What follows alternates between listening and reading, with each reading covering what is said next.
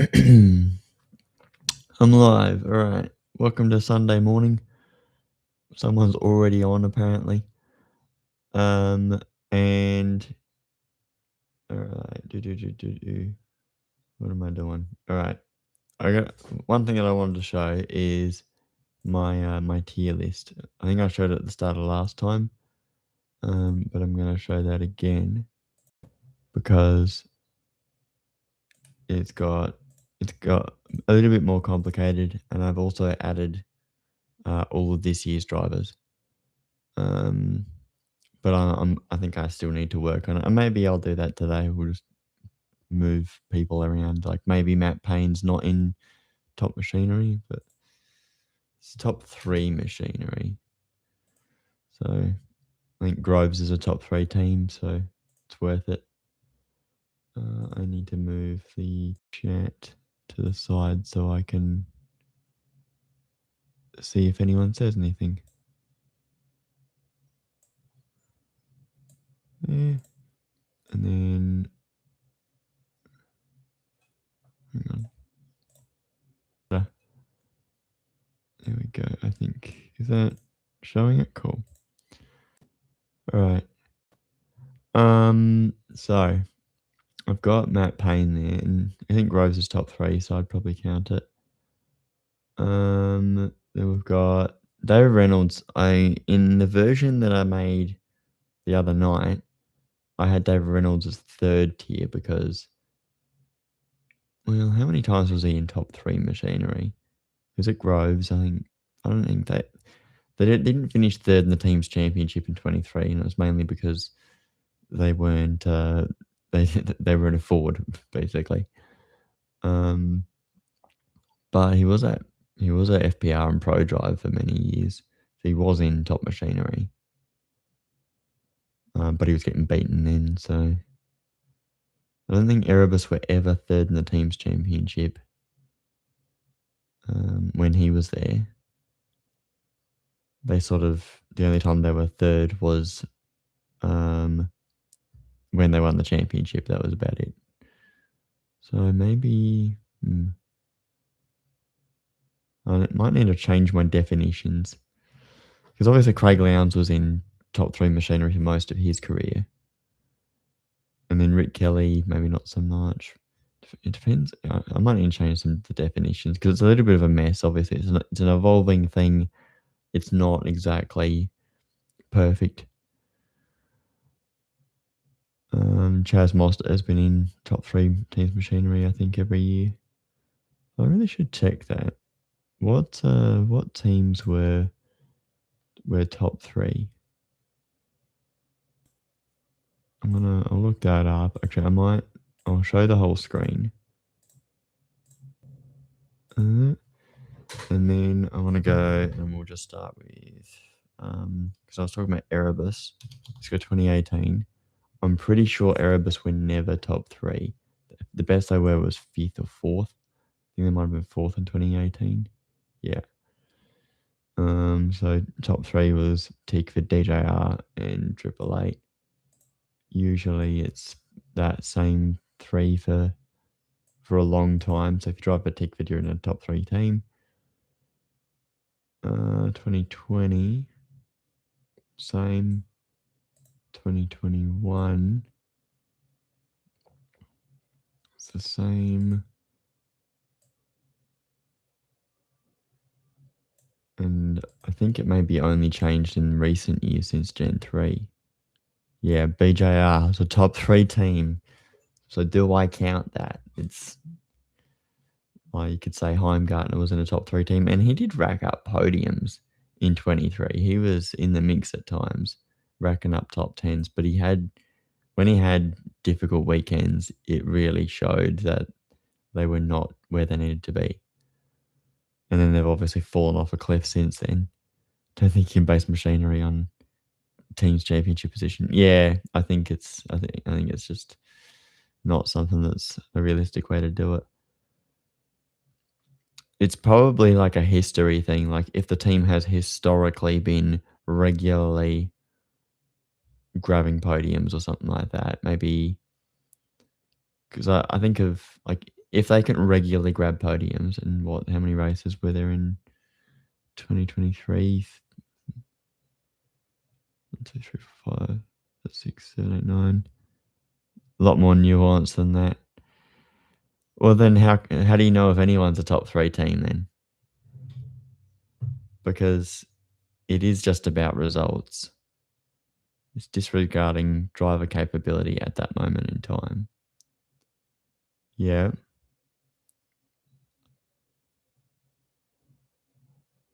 So, all right, if we were gonna say, yeah, examples, we need examples.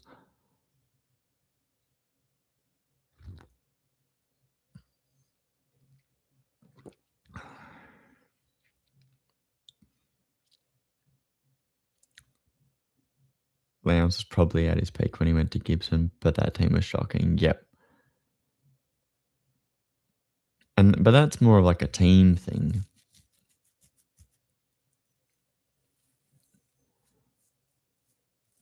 Like obviously at HRT he was really good, and then at Triple Eight he was really good, and at FPR he wasn't because the team wasn't very good. Can attribute his poor showing to the team. Yeah.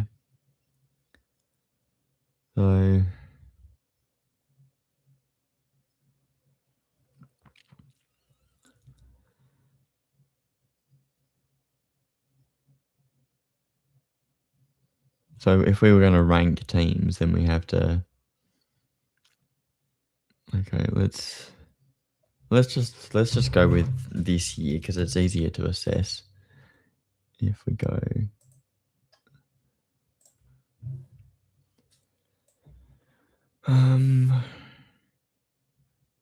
no, I'd say Groves is a top 3 team. Tickford is not at the moment. We have to look at what drivers were there at the time. Yeah. Because a team that's doing good can have a driver that's not doing great. Yeah. You can have it the other way around as well. You can have a great driver at a poor team.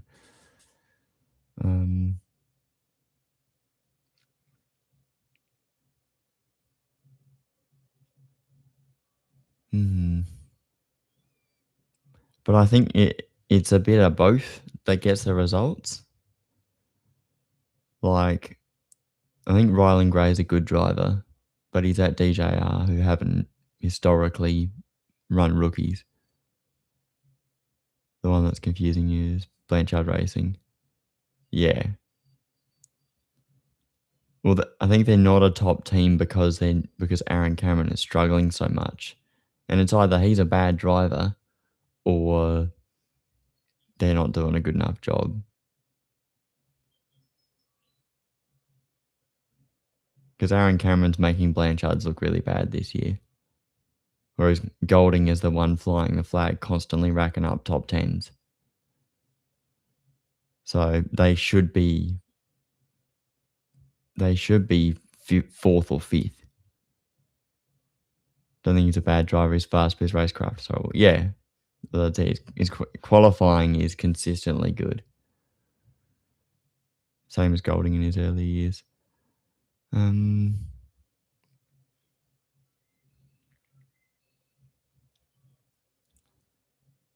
and 19 maybe.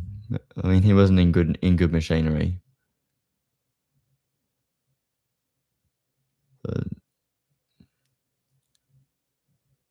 Because I think the best way to tell if someone's fast is qualifying head to head, and I think Aaron Cameron's got Golding in qualifying. Golding's racecraft is a tad aggressive. Yeah, he gets in a bit of trouble at times.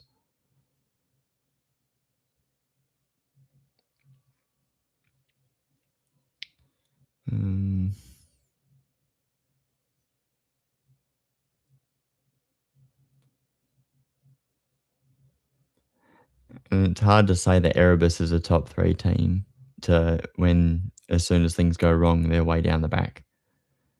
You need to be at the front often enough to learn the way others race before you can piece it together. Yeah, to learn how to race against the people who are up the front, yeah.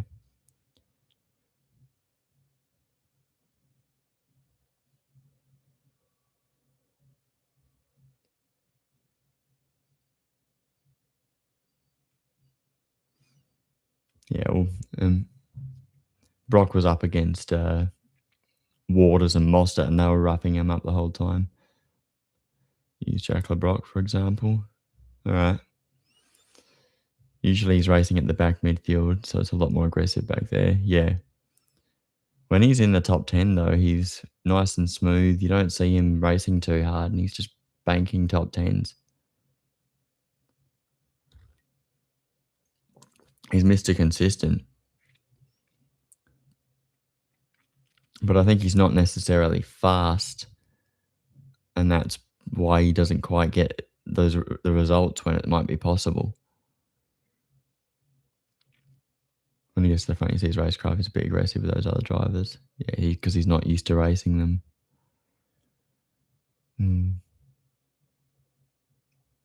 Yeah, well, he was up the front in, which is why he can't stay at the front. Yeah.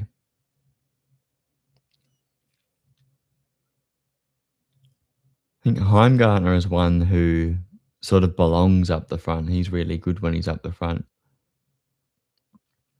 He's someone who is let down by being at BJR. Is why I think it might have been a mistake. He should have stayed at Groves. When you put a rookie with pace at a good team, you see within a year or two they end up smooth at the front. Yeah, like Kai Allen. Like Kai's nice and cruisy at the front, basically, and Matt Payne as well. Yeah, yeah. I think Groves is just a really good team. That's why they've got the Triple Eight approach of there's um no cutting corners at Groves. Everything's done to a T. And if they don't have it, then they just don't have it. And so then they knuckle down and try and get those results. Need a directional driver, engineers for the team to progress. Yeah. And Erebus don't really have that at the moment. Processes are very important. Yeah.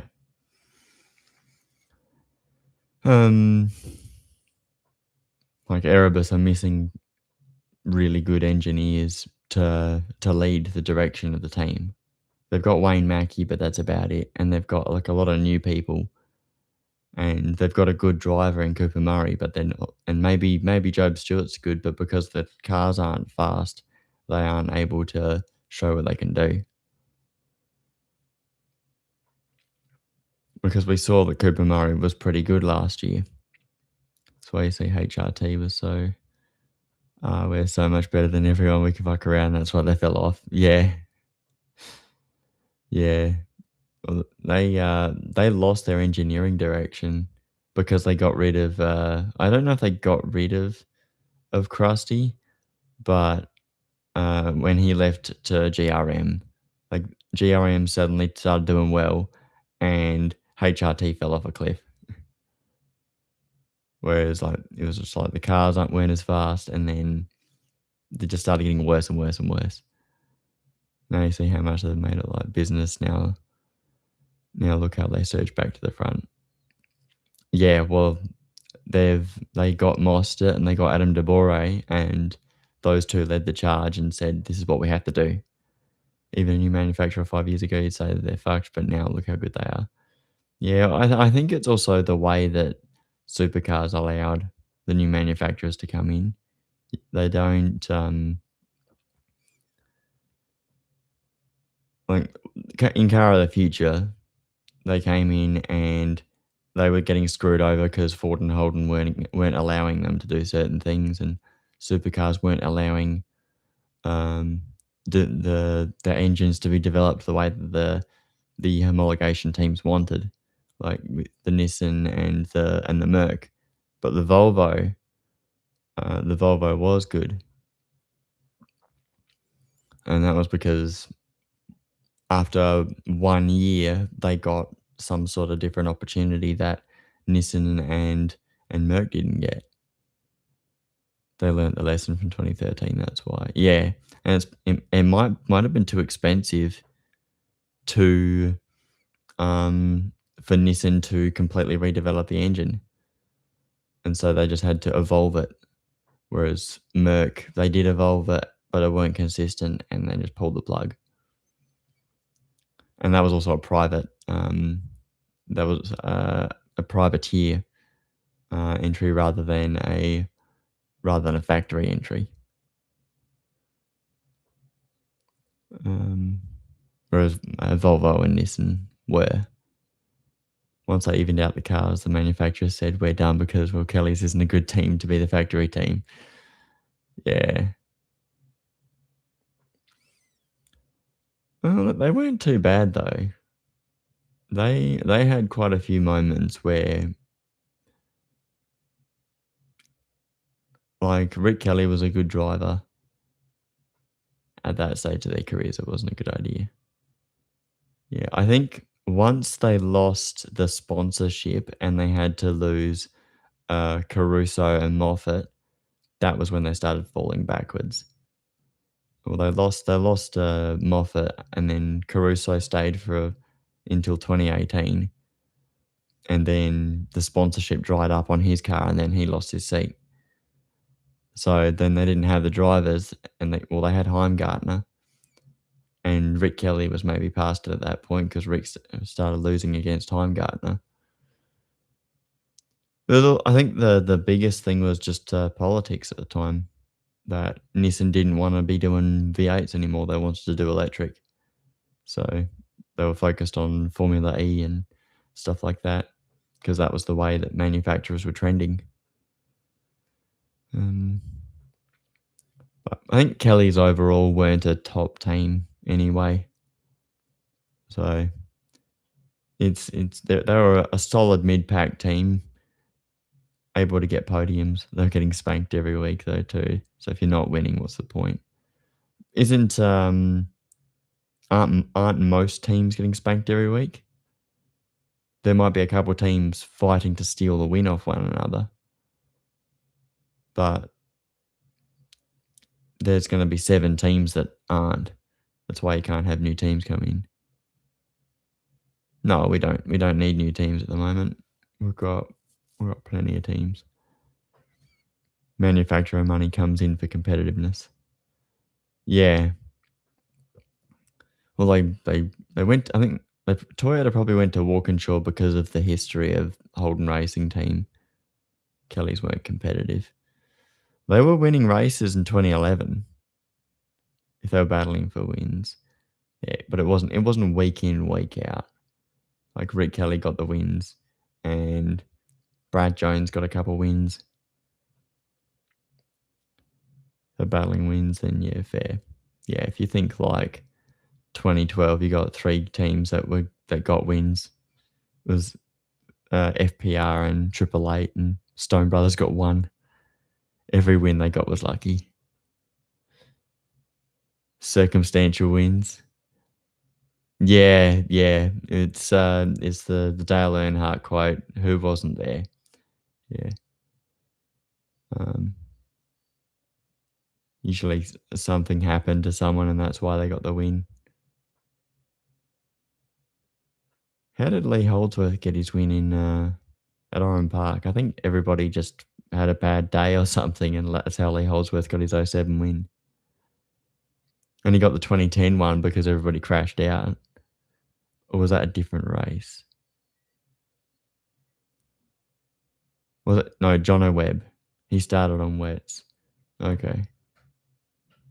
I think the one where everyone crashed out was okay, yeah. So they just risk it for the biscuit and they got the job done. Started to rain on the formation lap. Oh, did he have like a pit lane start?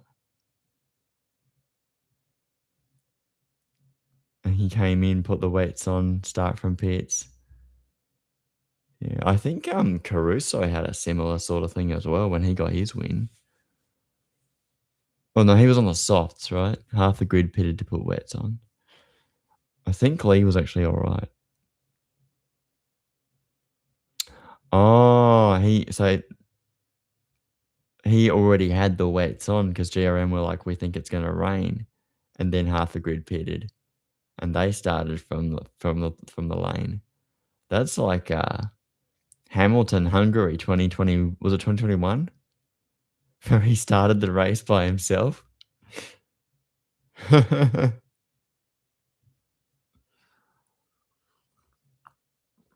was the weirdest thing ever. All right. Yeah, so it has to be someone regularly racking up the results. So in that case, then the worst track for that to happen. Yeah. So do we say that Walkinshaw isn't a top team at the moment, or do we say they are a top team? 'Cause, like, you could say DJR are a top team because they've given Brodie the car to do the job. Pit stops are pretty solid. He's able to rock up every weekend and stick it on the podium, apart from SMP. But he's been, like, coming home with trophies every weekend. So you could say DJR are a top team. Right now they are. Yeah. I don't think they were last year. Last year where they were too far and few in between. Um, I'd say Groves are because they're coming home with trophies every weekend. Apart from Taupo, they didn't do too well at Taupo, but they were. But then at Christchurch, they're dominant. Um, so it's what Triple Eight, Groves, and DJR. The top three are top three in the championship. You think? Okay. Yeah, well, because Woody's been up there all year.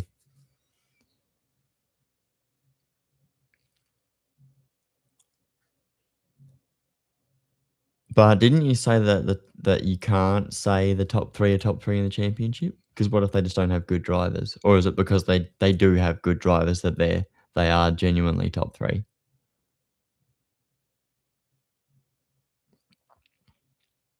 It'll be like whenever Tickford get their asses into gear, then they're a good team.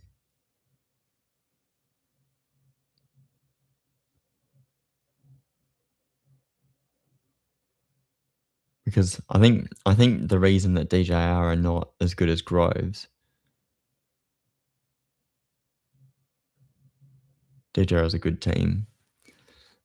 I think the proof is in the pudding that Rylan Gray, if you say Rylan Gray is as good as Kai Allen, being a top team involves employing good drivers. Yeah, good drivers, good engineers and things.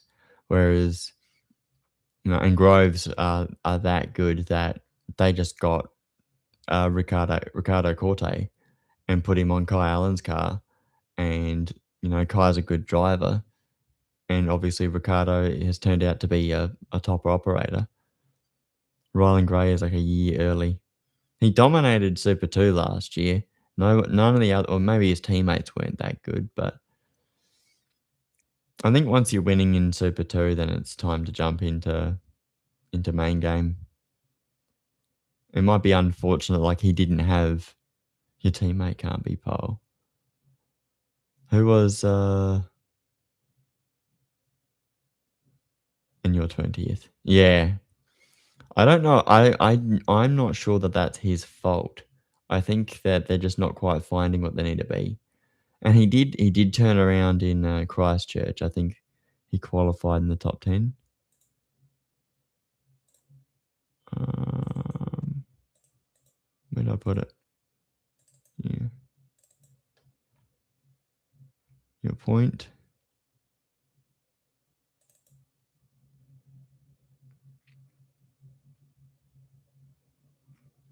His career start is exactly the same as Feeney. Oh, that's not true. Feeney wasn't qualifying 20th. No. Or is that because he was in a Triple Eight car that he was never qualifying 20th?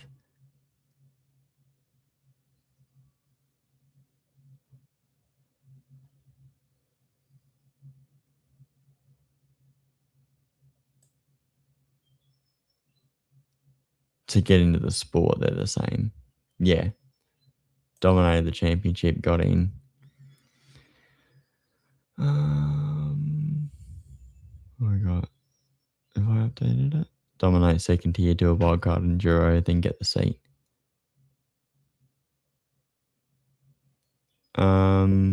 Yeah. Brody's probably the best driver in the field. Yeah, I think so.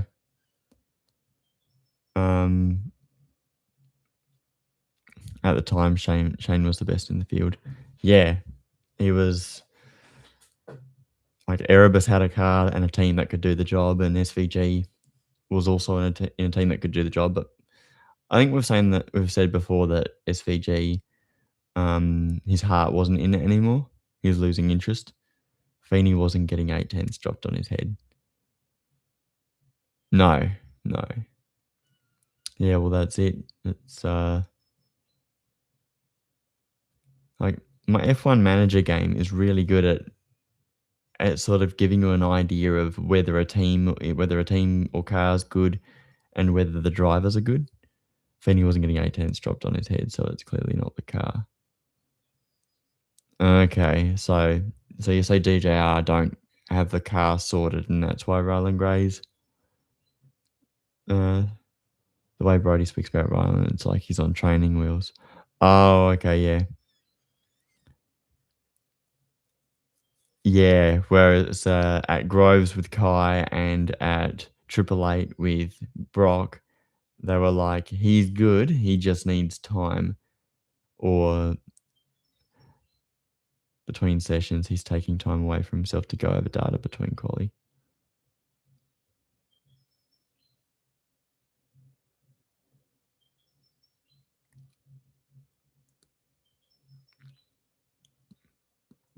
With Rylan. Oh, okay, yeah. Trying to help him get up to speed. Which that's what Rylan Gray. It's like a grown ass man that's in the main series. Yeah. Alright, Christchurch, 16th, 13th, 19th. So yeah, not quite there where I think Brody was on pole.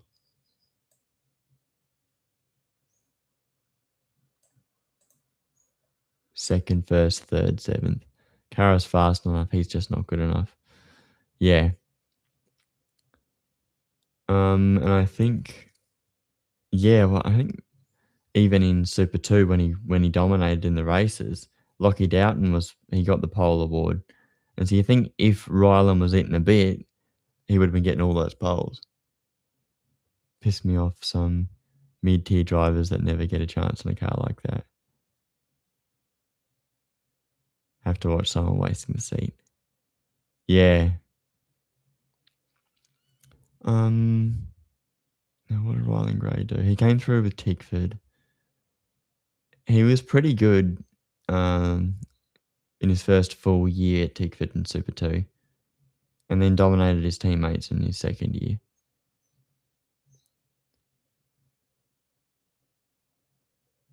Yeah, so it's not like he was wiping the floor with everyone like Brock was. Like Brock was getting all the poles and getting all the wins.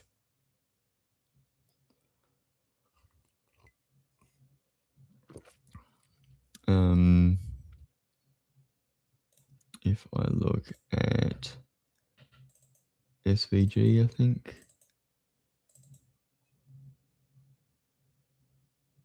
Never just win, that's good enough. Okay, yeah. It wasn't just that you come first at the end of the year, it's how you did it. He was as fast as Wing up, if not faster. Yeah. Russell was slowing that car down pretty much because Feeney jumped in and dragged that thing into the 10.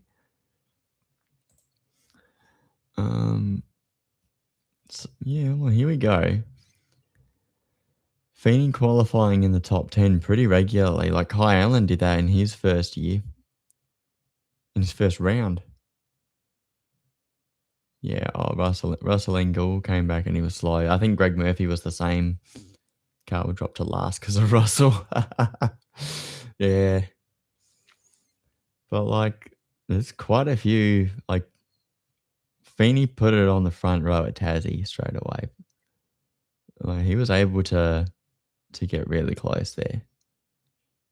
And he out-qualified SVG on a couple of occasions, which for a guy as good as SVG, legit in the Aero Wash era, Feeney is dragging the car back up to the back of the top 10. Yeah. Yeah, well, look, he's... Hang on, do I have it like that? I won't look at that one. So the issue isn't about being 25th.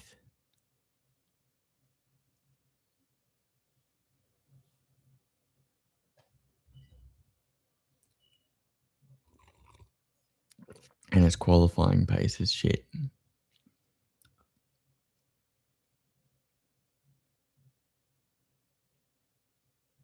Yeah. Yeah. The gap between your teammates in the exact same machinery is abysmal. Yeah. Well, it depends. So you can't like I had this theory that what was happening at Walkinshaw for so many years is it was Team Chaz and that anybody had to drive the Team Chaz car.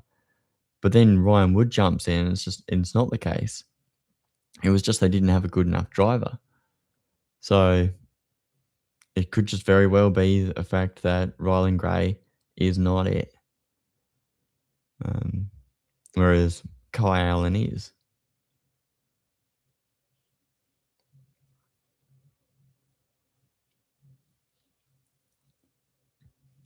Gap between your teammate and the exact same machinery is abysmal. Show me we can trust your direction and setup. Yeah. So yeah, if he's that's it.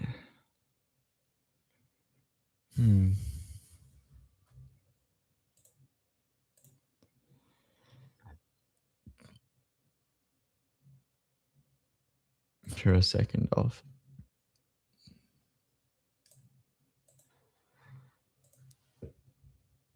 Because he's had races where he's picked up a few spots. This is the main game, not no weekend warrior sport. No. It's not a gentleman driver sport. We need someone who can drag it a lot further. He hasn't qualified in the top 10 yet. It's it's either the team isn't good or Rylan Gray is not good. And Ryan Story said that the reason they didn't put Kai Allen in last year was because they weren't ready for it. So maybe they're not ready for Rylan Gray either. But they've decided that they are somehow. So I don't know how they think that. The team has heavy investment. Can't cop that 2014 DJR. Yeah. 2014, they were broke most of the year. Well, I think 2013 was maybe the worst. Crash Kid Scotty Pies putting it in the 10. Yeah. I don't know about Crash Kid. David Wall was doing it too. Yeah. I think they must have had a good enough car in 2014 somehow. So the money must have been coming in. Otherwise, they would have had the slowest car in the field. Because at the start of 2013, they did have the slowest car in the field. Maybe, well, I think LDM maybe was a little bit... Scott Pye 2013 was a crash kid. What do you mean? He did get in a few shunts. He did.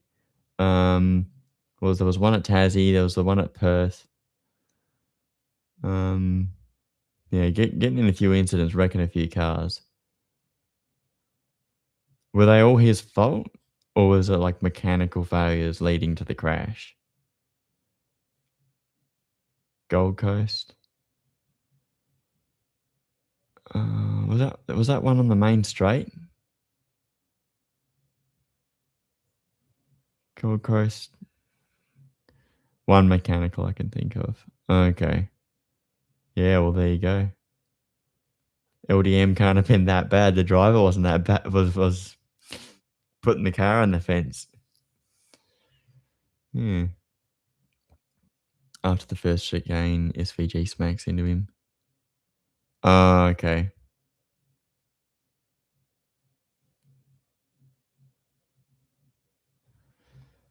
Rightio then.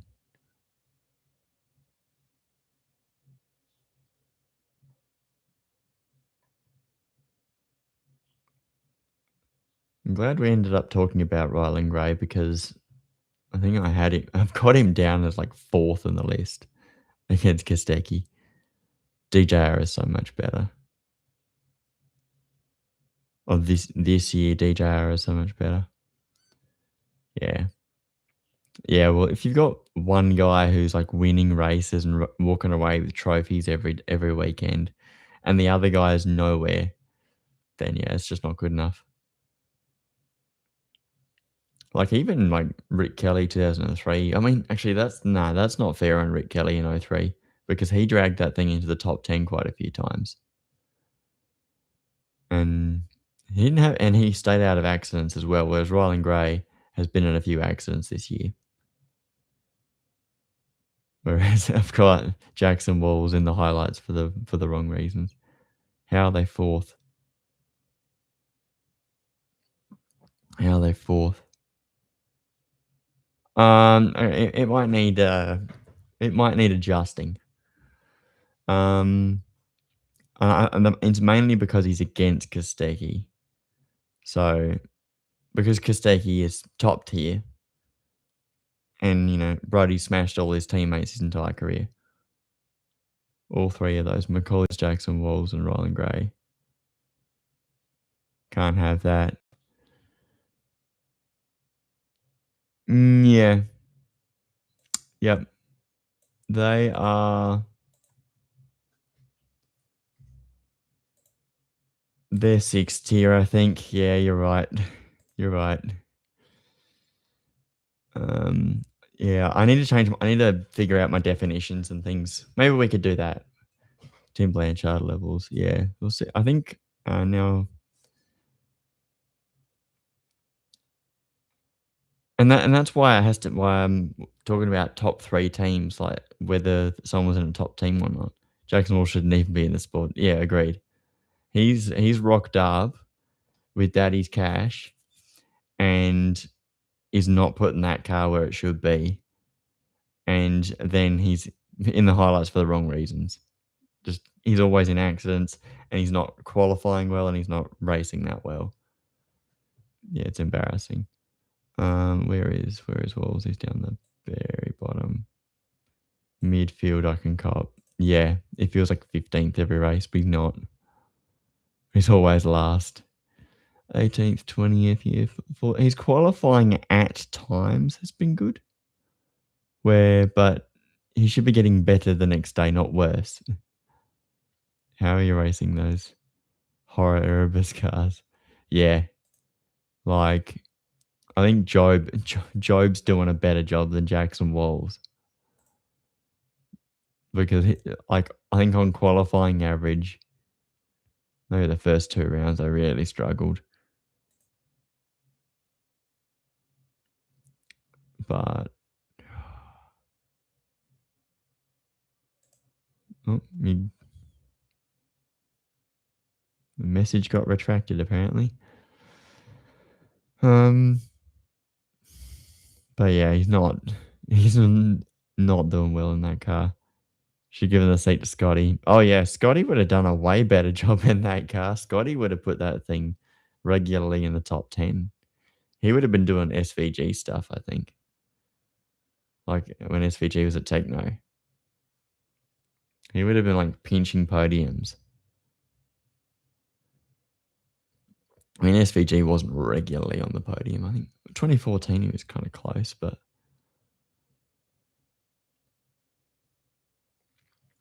yeah, should have given the seat to Scotty. And I mean, they should have given the seat to Jack Perkins. He might have done a better job. Oh,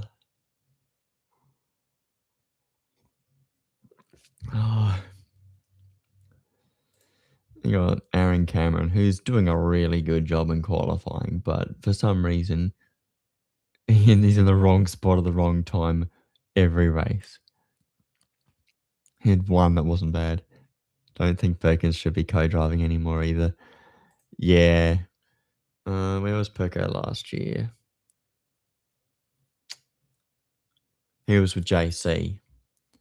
Um, yeah, I don't know. I thought he was okay at the Bend. I think he wasn't too bad at the Bend. What happened at Bathurst? And they were doing a pretty good job at, or was that JC in the wet doing a good job? They were having mechanical issues as well, I think. Or was that damage? It's just an old boys club. It is a bit like that. Well, not anymore. They got rid of the old boys. Or you mean the co-drivers is an old boys club? Perkins has good relationships, so he can get drives, not because he's fast. Yeah. Well, that's it. That's he was never a good full-time driver. And I mean, he had times in Super 2 where he was actually pretty good, but wasn't like getting the championship at any point. I think it was 2013. He got signed by Charlie because Charlie said that he did well in Super 2. Jack Smith would have been a better co-driver. Really? That was hate. Yeah, that was mean. Like Jack Smith came back at the Bend and immediately got in an incident. That uh, what else? What do we got? Dave Reynolds, Charlie Man. He's the dumbest team owner ever. But he signed Anton and Anton's engineer. So maybe he got lucky because I thought it was just the team wasn't good. But you sign Anton, you sign a great engineer, and maybe he just got lucky or something. I don't know.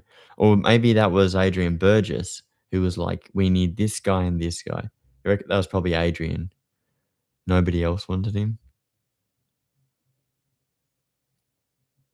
What? Nobody else wanted Anton? Really? I'd find that hard to believe. I think there'd be a few teams that would have wanted him. It was a bit late, I think, when it was happening, and a few of who else was going for him? So what year was this? This is last year, the 2024.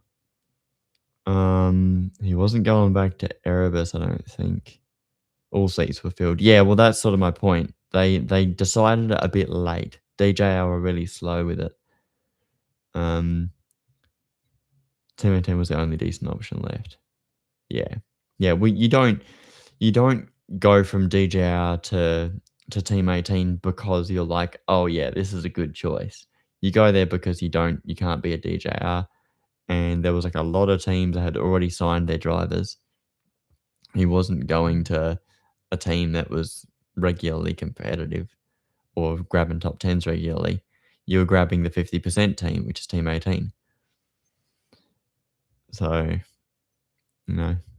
just like 50% car and driver. Only one car's doing well, the other one's nowhere. Um,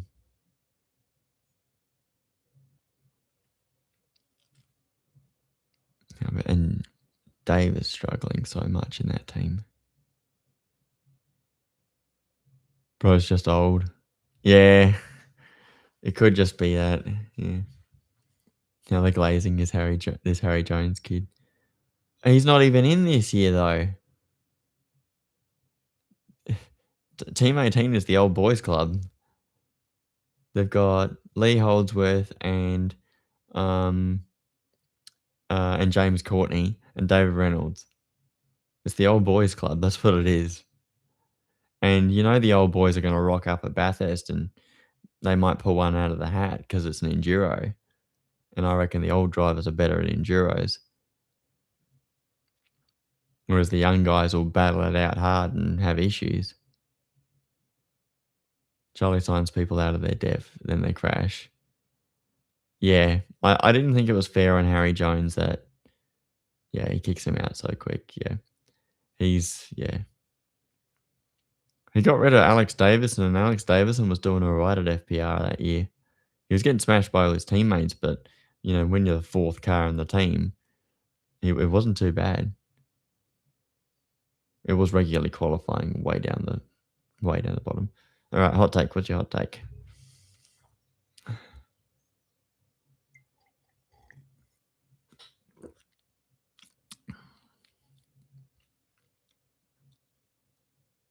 You disagree? Alex Davison was bad. Yeah, yeah. I think if you watch the 2013 season, it's like, oh, here's Frosty, here's Davo, here's Davy Reynolds, and then you go down to like 19th, and that's where Alex Davison was. 5 or 10 decent races over a season.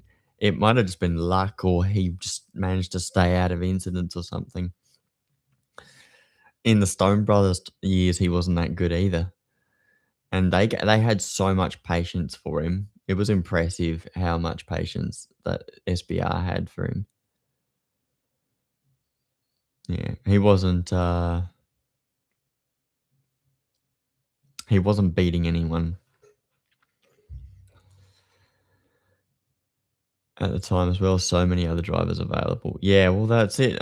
Charlie was just always picking bad drivers. If I go to my Team 18 presentation, I have the quotes of what Charlie said at the time, and then Charlie leaves ProDrive as soon as they were good.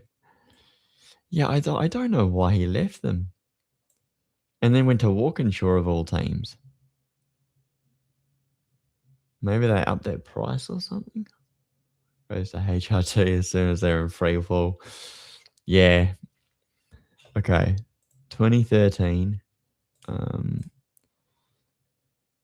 Davison's experience as useful for the team launch. And then mid-year, he says Davison would need to continue to improve to get a second year. Yeah. Yeah. His experience. Because you're an old driver, I want you in my car. In my FPR car. God, he should have taken, like, Moffat or something. I think no, Moffat was probably already gone by that point because they signed him at the start of 2012 to, is it start of 2012 to Nissan? Something like that.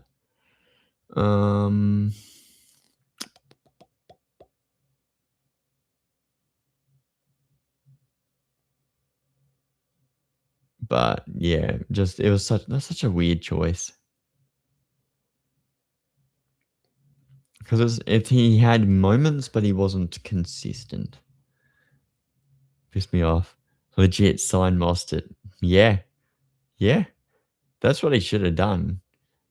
Alex Davis is not doing well in the first 2 rounds. Kick him out and put Mostert in the car. FPR would have loved that. That's where he should have gone. Alex Davison can drive for, and if not, sign Will for 2014. Yeah. Yeah. At least Will would have been in an FPR car, not at Erebus dragging the thing into the 10.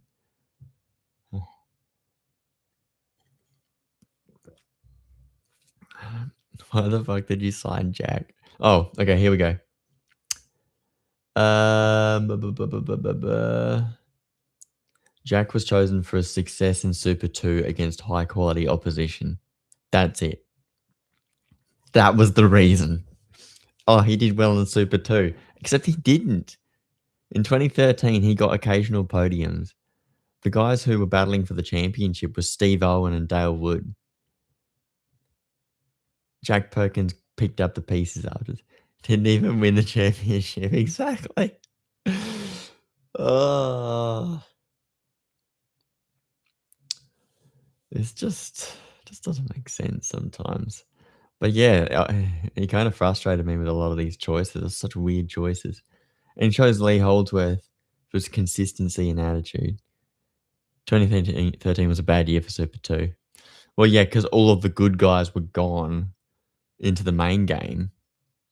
And then when Chaz was gone, then it was like best of the rest win the championship. So Yeah, it's just the first good driver decision. Lee Holdsworth. Yeah, yeah. At least because like Lee Holdsworth was at least a solid midfield driver. So he was able to qualify the thing in the top 10 and get some results.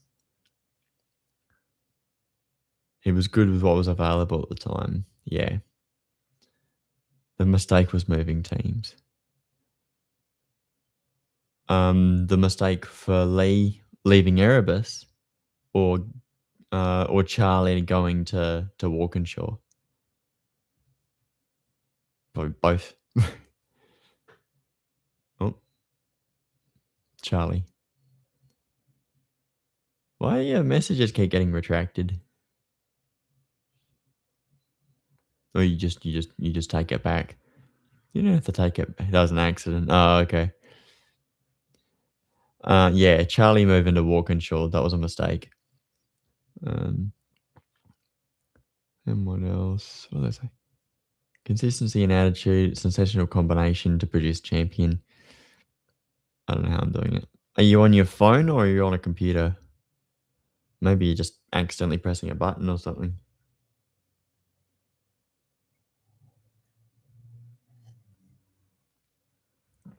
Phone, yeah. You might be accidentally pressing something on your phone. Because you have like a tiny little keyboard on it. Could be accidentally pressing something. Don't even start me with the enduro drivers. Oh yeah. Hang on. Johnny Mack, 2013. Bourdais, yeah. Cam Waters was a good choice. Yeah, but yeah, Bourdais. It's a weird one. Carl Reindler, interesting choice there. Jason Bright, I think, was a pretty good choice. After Johnny Mack has a stinker for 4 years in a row before that. Did he? Hang on. 2009 through to 2012. Yeah, I can't remember what things he was doing. Stephen Richards I think it was a solid choice. Fresh off a Bathurst win. Although he did he did beach it, or he almost beached it. Then what? You got Golding and Fiore ended up being some pretty good choices. Because they had good results there. Golding and Everingham. Bright was a shit choice. See, the reason I think Bright was a good choice is because the team actually started to head in a better direction. Basically once they signed him, and so from Sydney Motorsport Park onwards, the car actually started to get better. Fiore was also a shit choice. 2020 was it 2023 Fiore? What was it? Whatever one he put it in the fence at BJR, that was when he was a bad choice, or a bad choice to keep him. I think he actually did because they got both cars in the top 10. So pissing me off because your team is shit.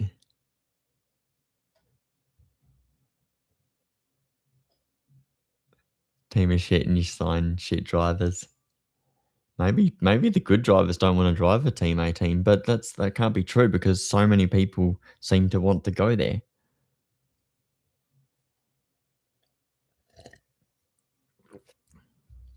Or is it because of Frosty that people wanted to drive at Team Frosty? Team shit and have your own driver that you made up.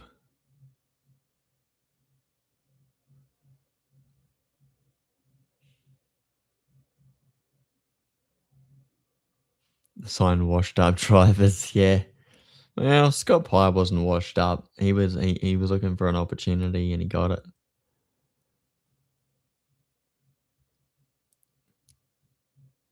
Frosty was washed by the time we went to Team 18. Yeah, yeah. Well, he's getting beaten by Mostert every weekend at Tickford, so it was time to move on. Waters was probably going to start beating him soon enough. And Scott Pryor was pretty good against Courtney, and then went to Team 18, and where it's just the 50% team. Pye was a good decision, but Pye needs a good team to perform. Yeah, well, that's the issue, is that he just didn't.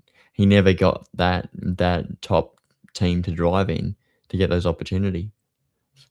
Like Walkinshaw 2018 was pretty much as good as it got for him. Yeah, Team 18 are not a good team.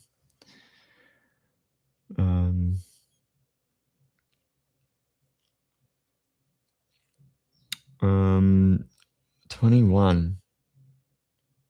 So Pye had Golding. Oh, Frosty had Caruso. That's right. I don't know if Caruso was that good as a co-driver. They had to be broke to sign Forward. Forward? What, Walkinshaw to sign Forward? Yeah, I think they were actually. Ryan Walkinshaw, when he did his interview with Lucky Dogs.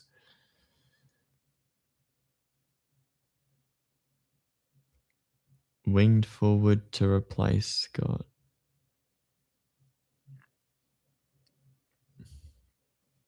Yeah, well, I think they thought they replaced both drivers. I think they wanted a double swap or double.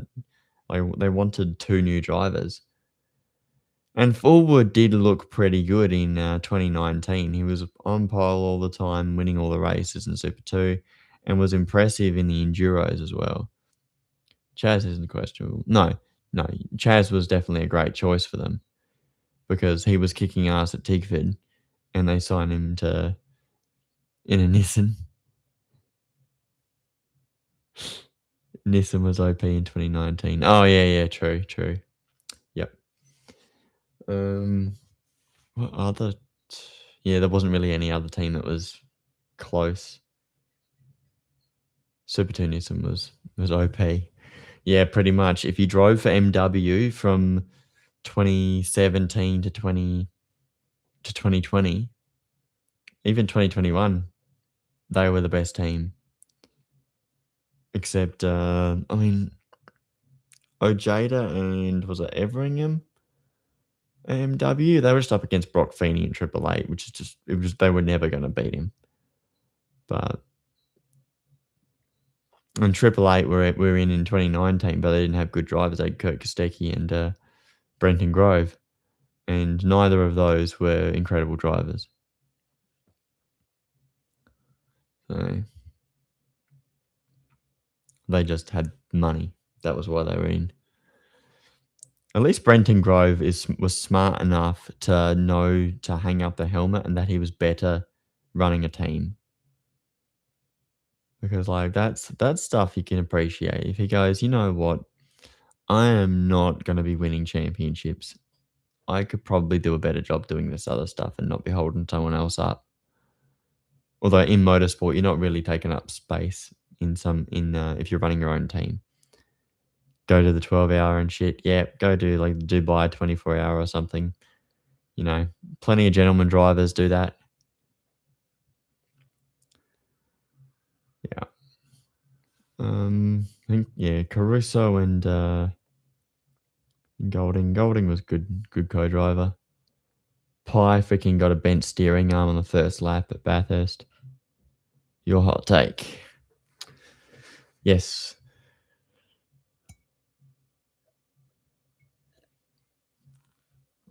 Lowndes wildcard shit is played out. Okay, yep.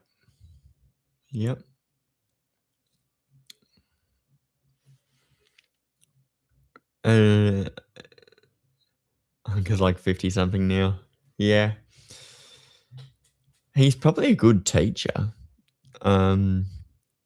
Like, he takes them under his wing and he helps them out heaps.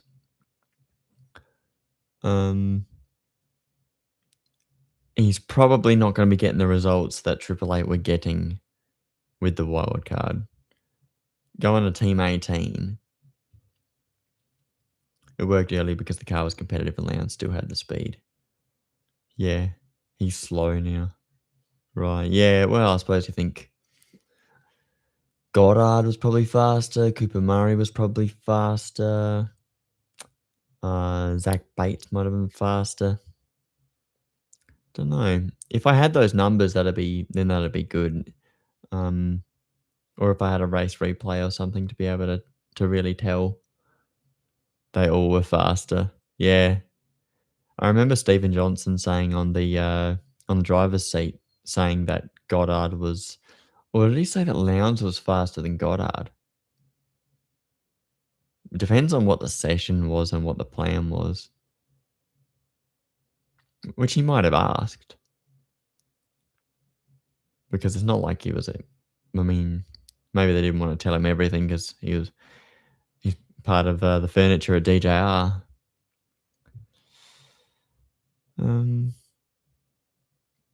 How to take your time and pace the race. Yeah.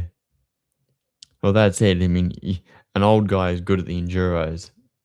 Don't crash the car. Stay within a second of the top lap time, and look after the tires.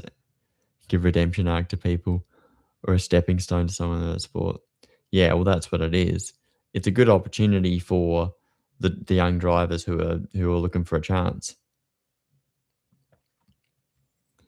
22 Tyler Everingham, which Everingham wasn't too bad.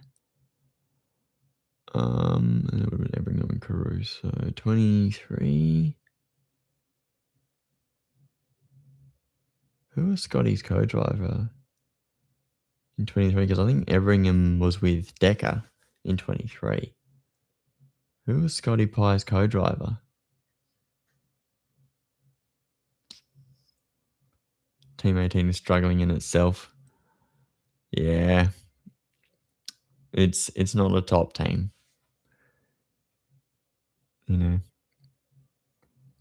Have I not updated this? 7 races? Well, I have not, apparently. Can you run a wildcard program competitively for a rookie to have a chance? Yeah.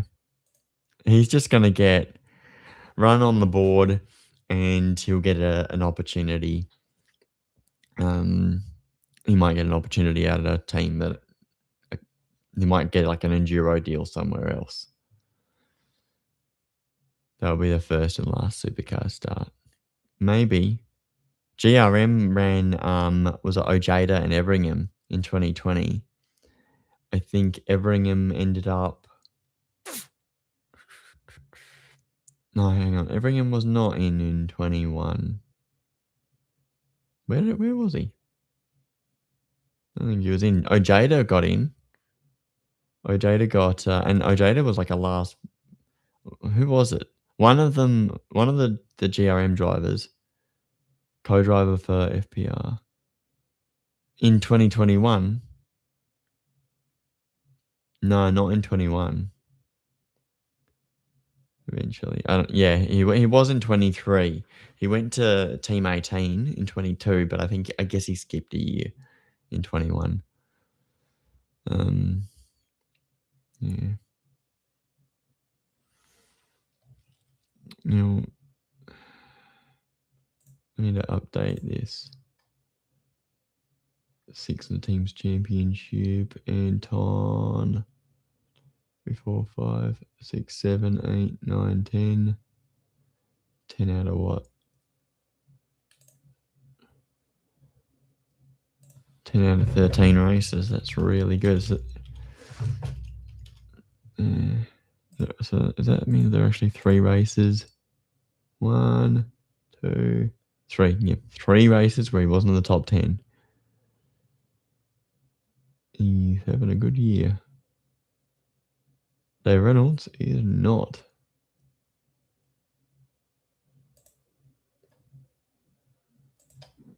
So 3 top 10s out of 13 races.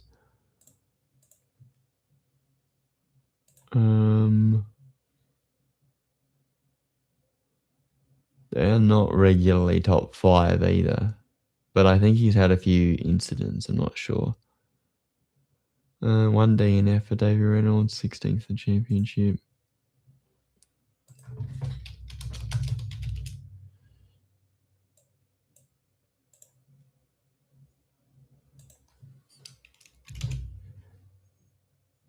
Was that 16th? I think it was for Davey Reynolds. I think his best result was 5th. Yep, 5th at Sydney, that's it. They haven't been there ever since the end. Apart from Anton grabbing top 10s, grabbing some solid points. Looks like there is a chance he could progress in the finals if he just keeps this up for the rest of the year.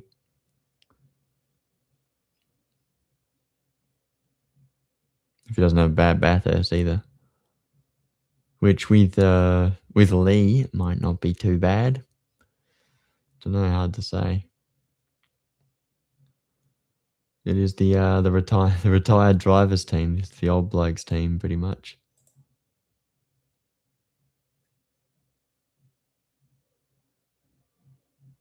$22 out of 33 and 7. Not good enough.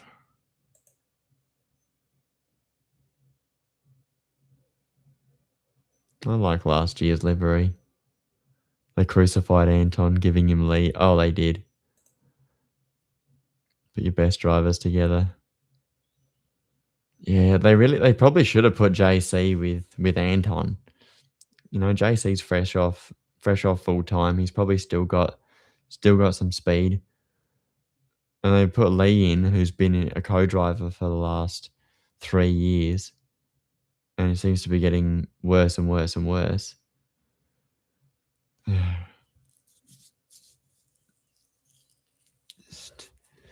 would have been a very good co-driver pairing. Yeah.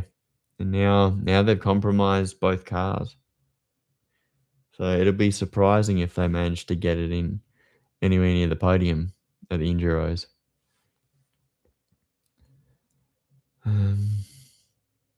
Percat Feeney is scary.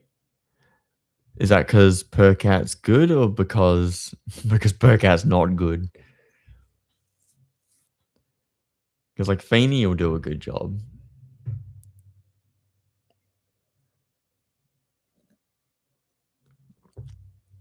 But Whincup seems to think that Percat's good. And someone can finally match Hazelwood and Kostecki. Yeah. Yeah, because I think was Whincup sort of getting... Well, I don't know if Whincup was getting slower. Percat is very good.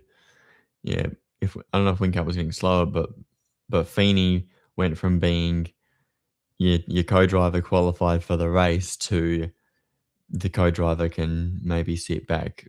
You know, Feeney's going to triple stint this one. Definitely getting slower. Yeah. Yeah, well, the results were sort of getting worse and worse as well. So he probably realized he wasn't getting the results that he used to be getting, and that back when in 2023 he was really good. When they got the win, and he got the podium at Bathurst in 24, but they were so far away from. Hang on, no, second. He was second. Yeah, I don't know why I thought he was third. Whincup and Feeney was second at Bathurst 24. Whincup was second fastest. Compared to Brock.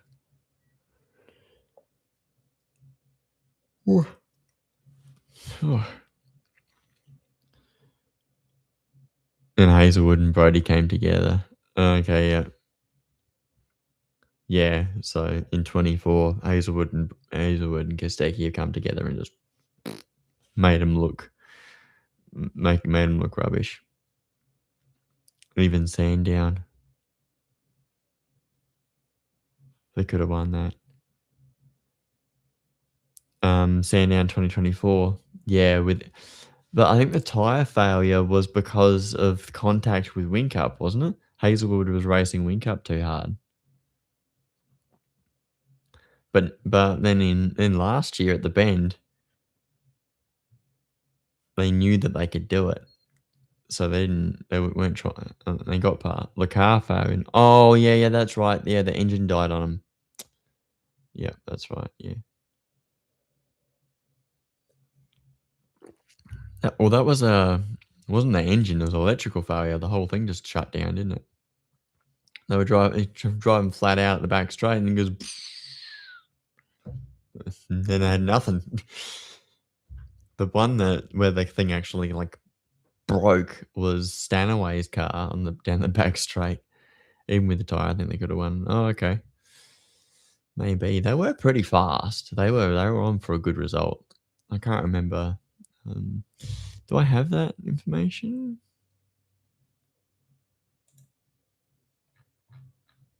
$2024. I might have that information.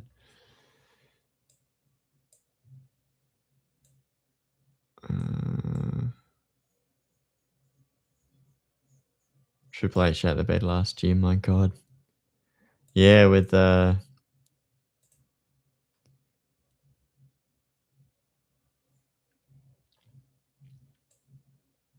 fuel thing at the Bend.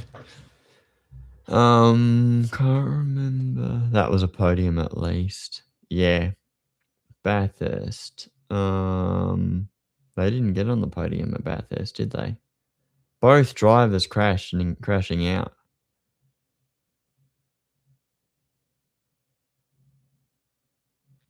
Did Will Brown and Scott Pye get close? Were they 4th or 5th? Because they went from 15th. No, that they didn't make the podium. No Triple Eight cars made the podium in either race.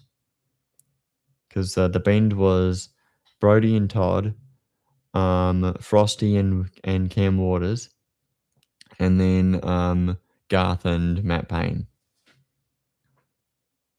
5th, I think. Yeah, something like that. I think Mostert was maybe 4th because Mostert had to do that extra stop. And just getting the strategy wrong ruined it for him. He really should have pitted earlier, I think.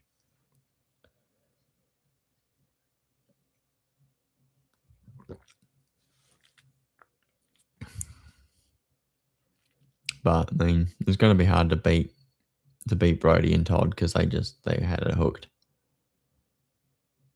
The amount of times Whincup should have won Bathurst. Yeah. Yeah.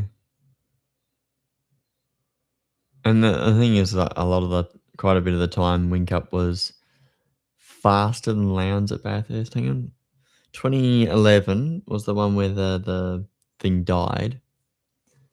And Lowndes it was battled Garth for the win.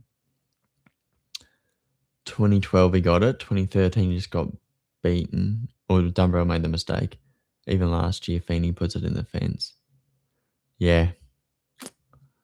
Yeah, that was frustrating. Because at the end of before it started to rain, both the Triple Eight cars were running 1-2.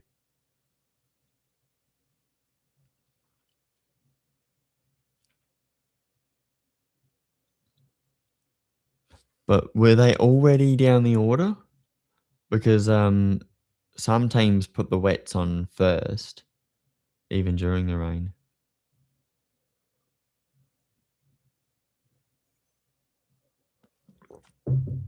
Whincup going like 40 seconds.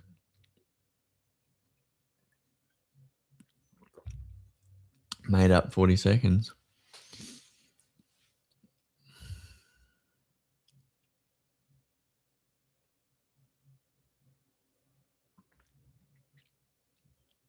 Insane stint. Yeah. I might have to watch that race again somehow. Or the what do you call it? Couldn't believe my eyes. Yeah. Yeah, like Triple A had cars that could win that race, and they just shot the bed. It's one of those times where yeah, they really did screw it up. 2024, they just got beaten, but last year it just went wrong. The car was faster than the winners. Yeah, I think that Feeney and Whincup probably could have won the race. Pye and Brown, I don't know because I'm pretty sure that Brown qualified it outside the top 10. Pure Pacer didn't have it.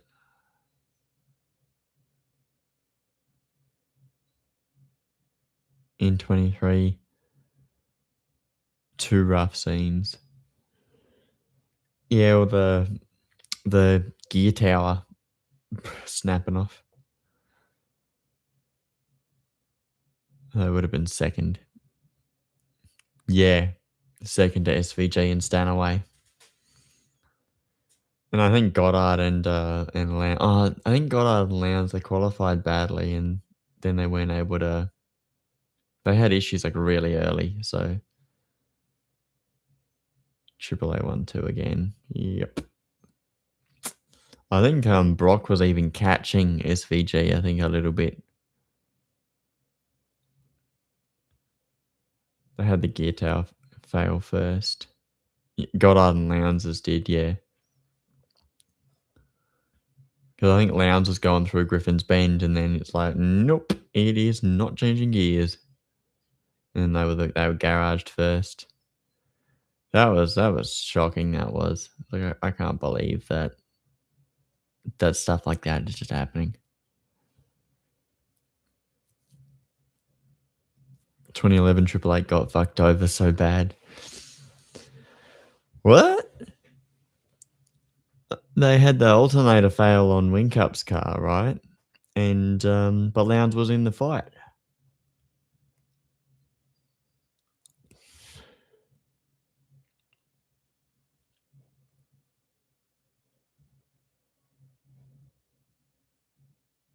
Whincup should have won easy then. When he didn't, Lowndes easily should have won. Well, yeah, Garth and Percat. Well, I don't know about Percat, but Garth was definitely doing a really good job in the HRT car. And Walkinshaw do turn it on when they go to Bathurst. They rock up and they just have a car. They usually have like the best time of their year at Bathurst. Like they're in with a good chance regularly at Bathurst, so you can't discount Walkinshaw. But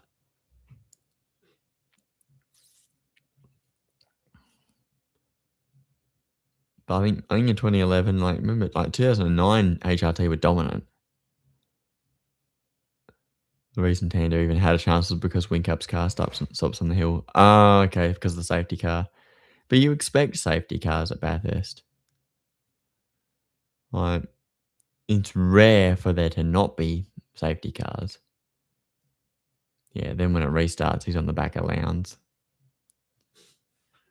Car was like barely working. Right.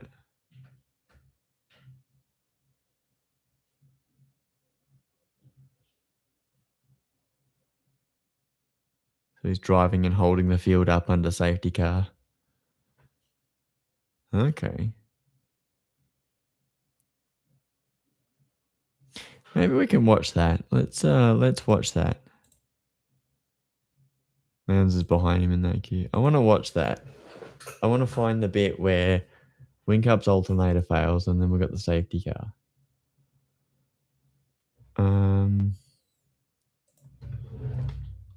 Bathurst 1000 2011.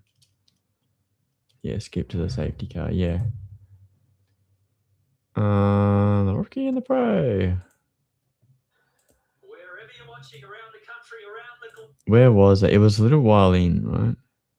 There's Waters.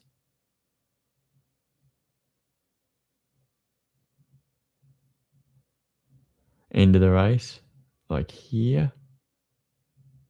Last pit stop. Okay. Well, that looks like it's Garth right in the back of Lowndes.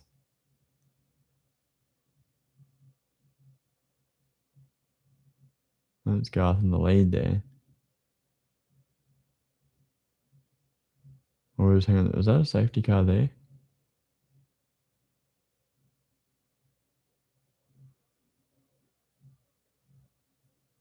That's Lowndes.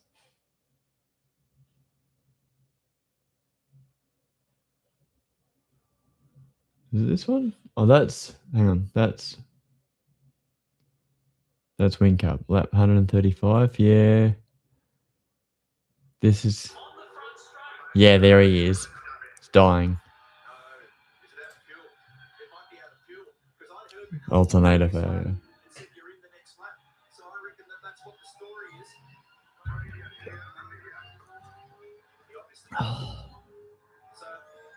Nice.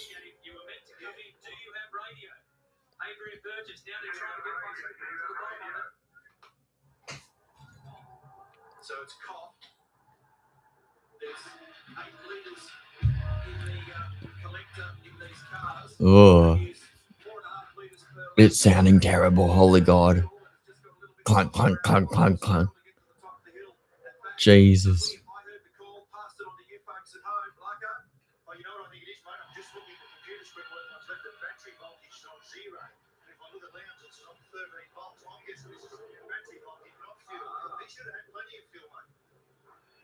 Cameras and Whincup's brights and Frost was like 4K.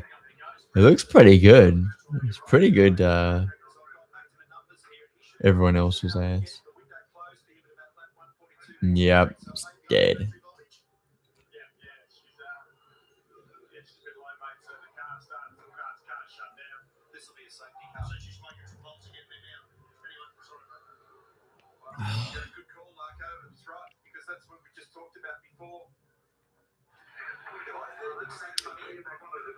I guess the YouTube upload wasn't in 4K.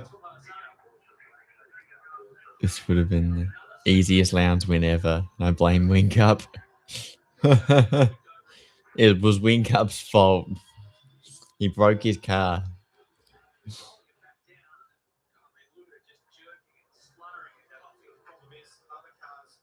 There's Lowndes. Oh, he's getting held up. That's Courtney. Tander is in pit lane. Oh, brutal. Getting held up there. Back-to-back Scape and Whincup. Half the field is in the pits.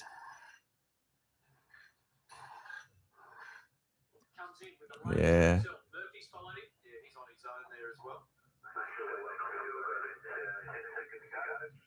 Yeah, Roland's looking pretty serious there.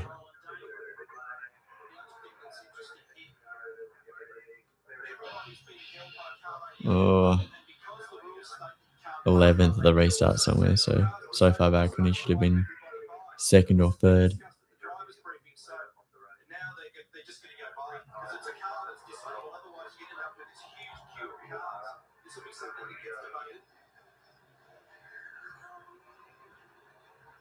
Yeah.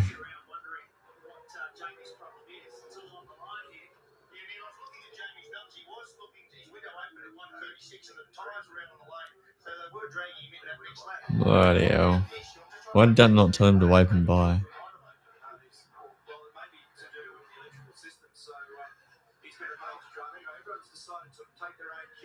Yeah.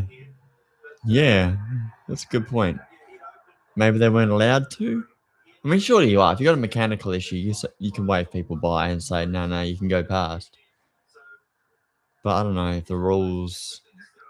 Because like even like Ryan Wood last year, under safety car, car choking on the lead. The entire legacy is different now. Yeah.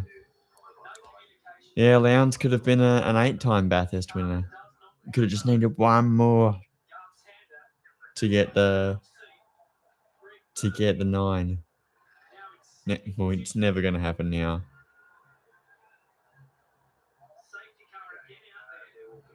Perker have a career if this doesn't happen. Yeah, yeah, yeah.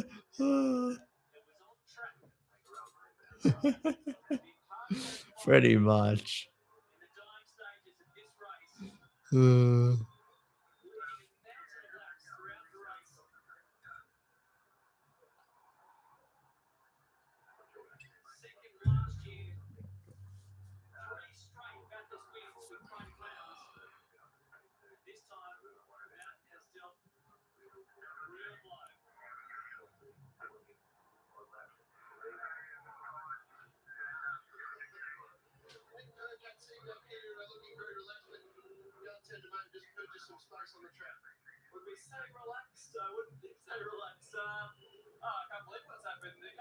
Tanner still tried to sell this win that was handed to him.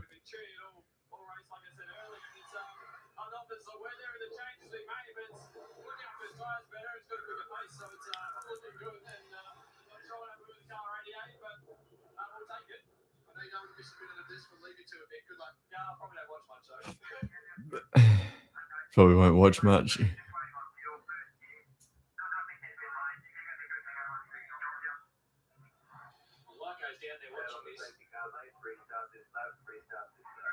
No, at this time, Percat was dating Brian Ingerson. Whatever. Yeah, Brian Ingerson. Really interesting choice. I don't know if I'd poker.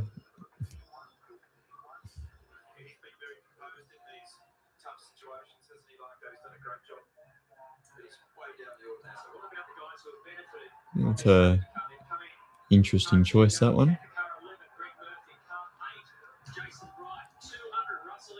I like the one he's got now.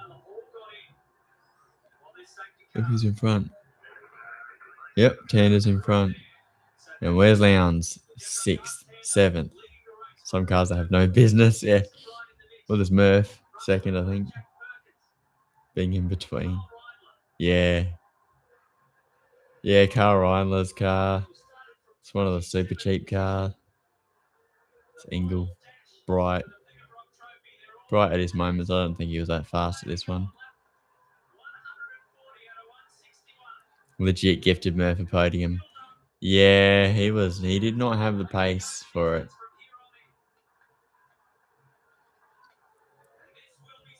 Pretty lucky there.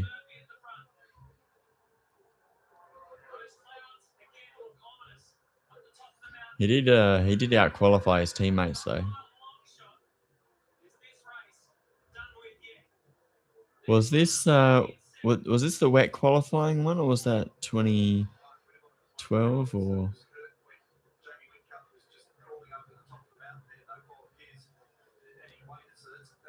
Jeez, D'Alberto, leave the bottle car alone. This was the wet qualifying one, yeah. Last 3 cars, yeah. I think was it Whincup still managed to put like a freak lap together and stick it up the front.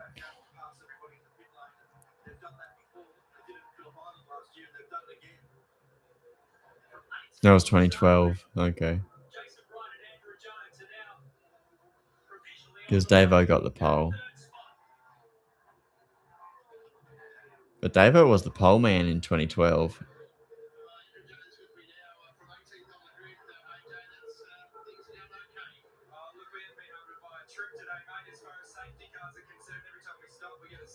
"2012 Whincup so goated." Yeah.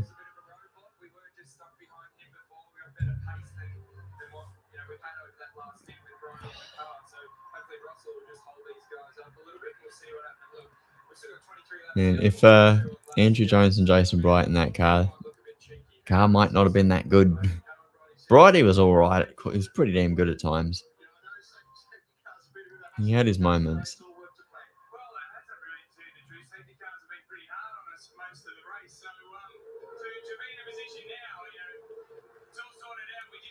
One of his most underrated drivers is Winton 2012 race 28. Interesting. Was that the one where he got the podium? Was that Phillip Island? Are you saying Bright or Whincup?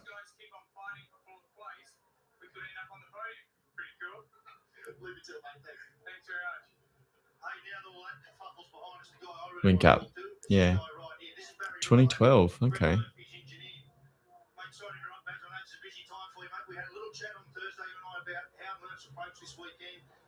There's Barry.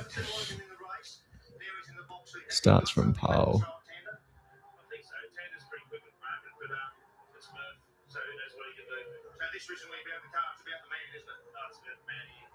I think I forget, but he gets a penalty.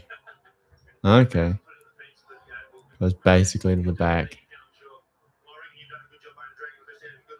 Drives through the podium. Jeez. That car must have been an absolute jet that day.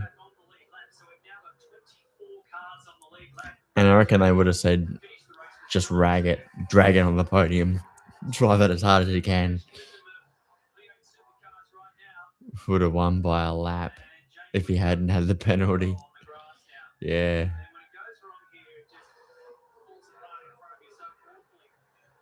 That's how he won the championship. Yeah. He was just a beast in 2012.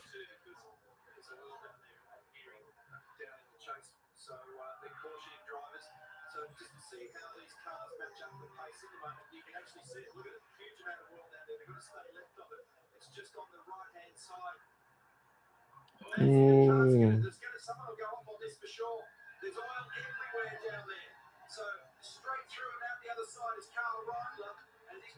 Ooh, careful, Reindler. Oh. So Engel and Perkins, I think, in 2011.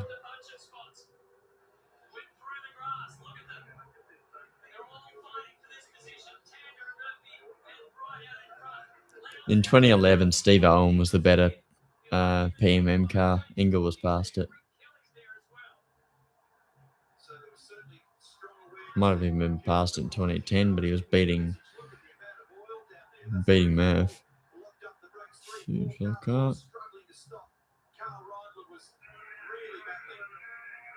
Say that again. That Engel might have been past it in 2010.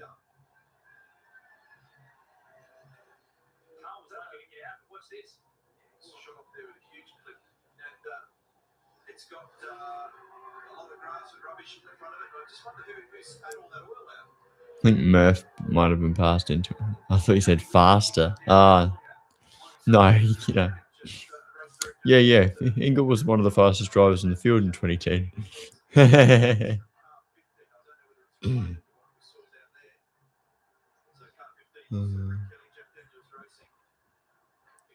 No, Murph was out qualifying him all year, but Murph was just not that good in the races. Engel was smashing him all year in the races. Murph was done 2009. Yeah, maybe. I think it's just the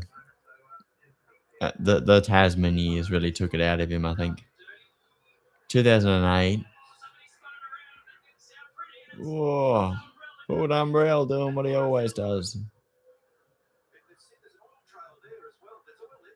Oil everywhere apparently.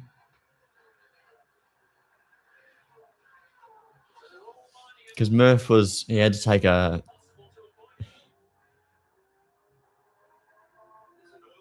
Not this. SVG hit him. Oh, really? SVG hit Dumbrell. Damn.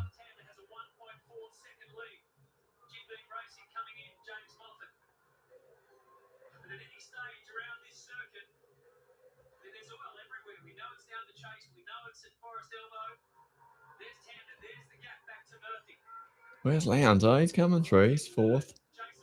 They should be on Lowndes' camera. Cool. Rick Kelly on. Thought it was a lockup. No, it's fluid. Who's that? I recognize that guy.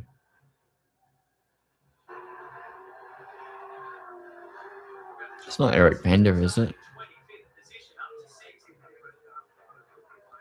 Because Rick had Eric Pender at Kelly's for a couple of years. who was his engineer when he won the championship. Dave Spencer, I think. I don't know. I thought maybe it was Eric Pender, but I'm not sure.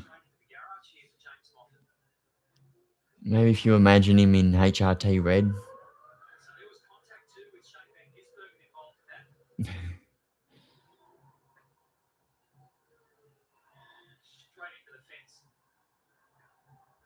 Hmm.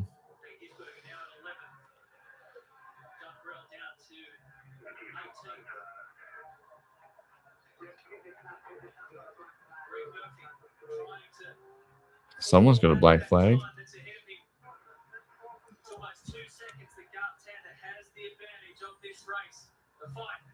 Engel and Perkins, 19 spots up.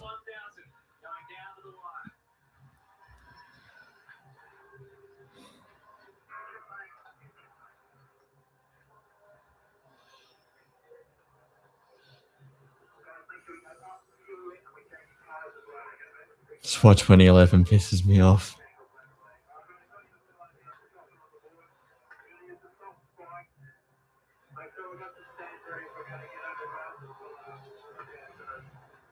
What?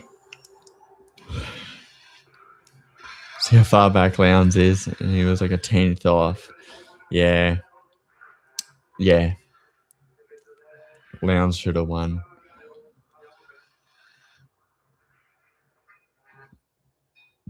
Don't think there was another. Oh, look at all that fluid all over the back, too. It's got yellow all over the white. Unless he backed it in the wall, but. Yeah, Steve Owen getting past Caruso. Who's Steve Owen's co-driver?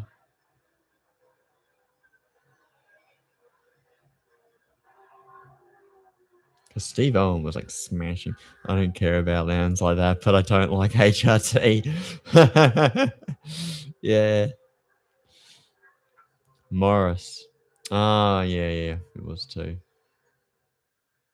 Why has he not? That's what it is. Dumbbell's probably been black flagged. Your bumper is off. You need to bring the car in.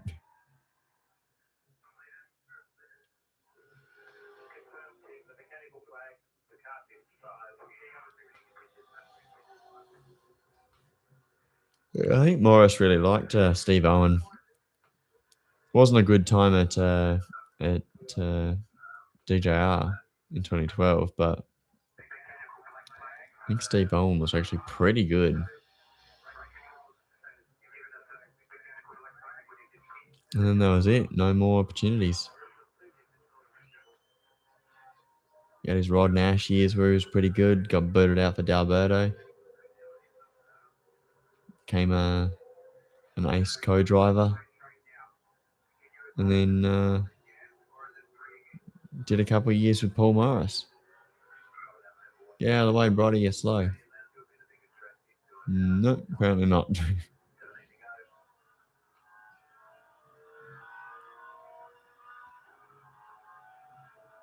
They'll get him at Griffins, surely. Outbreak him. Yeah, got him.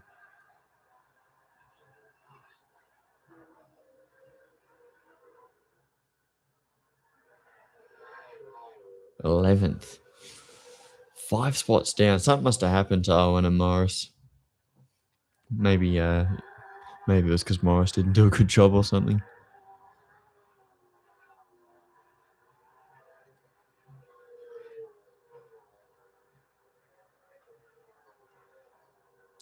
So it's sort of impressive that Lowndes has managed to drag the thing up to Tander if there's no more safety cars.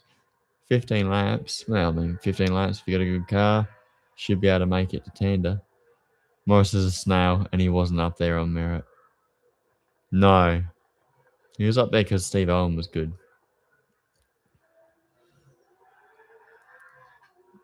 The rain came in the shootout, remember? Oh, yeah.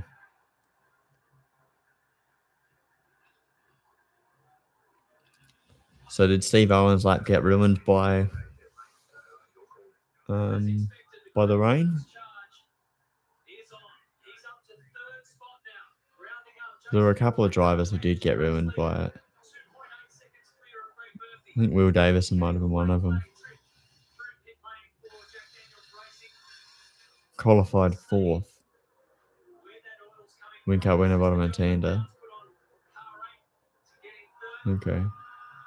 We already saw this. Davo was front row. Yeah, I remember that.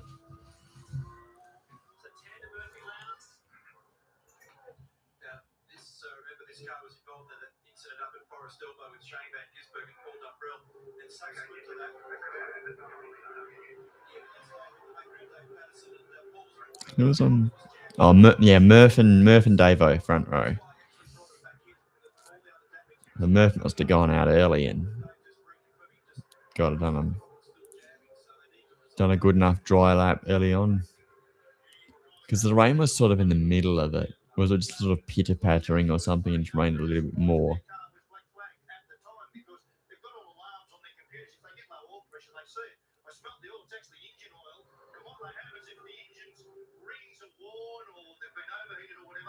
Rained at the end only. Oh, okay.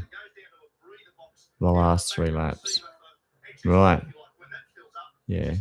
So I remember reading one of them. I don't remember what year it was. Did it rain in 2012 as well, you were saying? The shootout.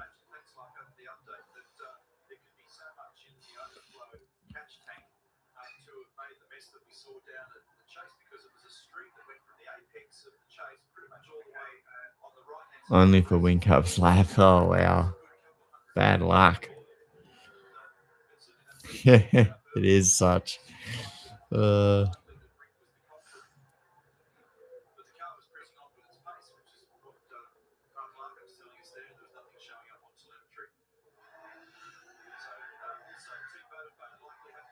are they bothering to show Reinler's relative lap times to SVG? Somehow still stuck it in the front row. Yeah. That's why he's the GOAT.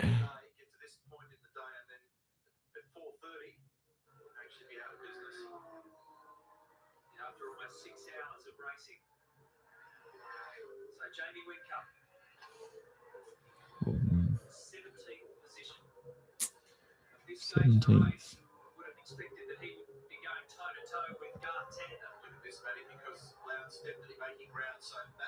SVG 8th. Remember 2009, I drew SVG for Bathurst. Like we did like a, what do you call it, an envelope with the name in it, and I had SVG in 09, and I'm like, I'd never heard of this guy, and I don't know why the car always looked purple for some reason. Why does it look like it's gonna rain?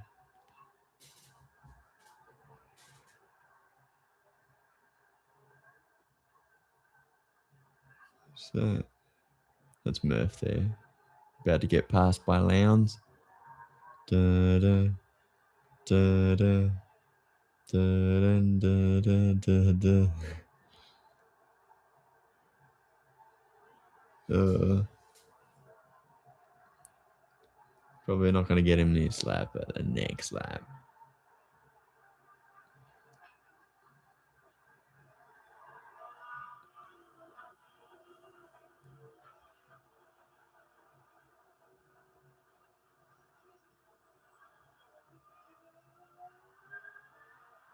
Just going to eat him up.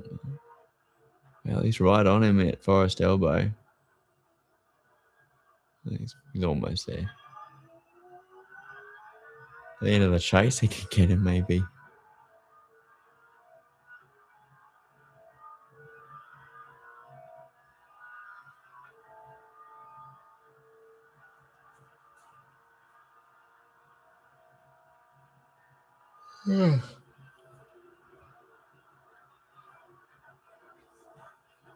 No, not quite. Not quite fast enough for that.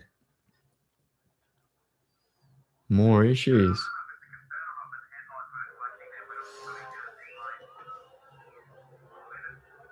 Drives like this that make me say having Lowndes tier 2 feels blasphemous.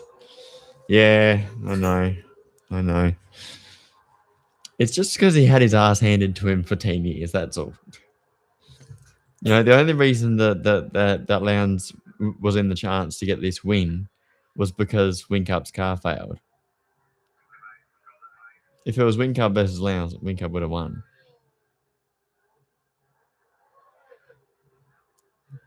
It's about who wasn't there.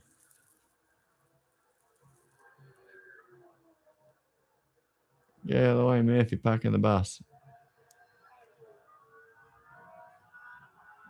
So Murph might not make it easy. Oh, bit of a wide entry into that one. Relative to everyone else, I mean. Yeah. Everyone else that was left. Yeah. Yeah, well, Lowndes was still good enough to take the win if Whincup couldn't get the win.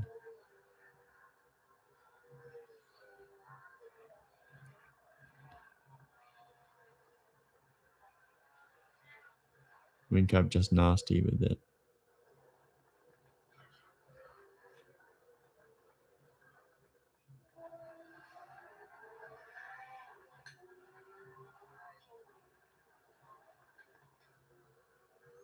That's what makes Lowndes better than Whincup at Bathurst, though. Lowndes just turned it on at Bathurst. He was just good there. Knows when to fight battles and when to let go. Yeah, it's about the end of the race. It's not about winning at the start.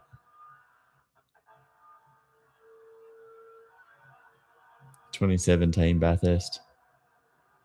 On balance. Yeah.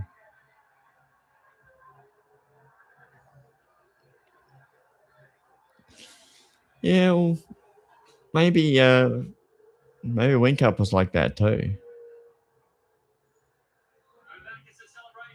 Ever since 2010, Whincup has had a better car than Lowndes every year. Yeah. Well, Lowndes was just able to get it up there. Lowndes has won 3, Whincup 1. Yeah. I remember 2010, he was carving his way through the field. He got caught out by safety car or something. Look at that slipstream.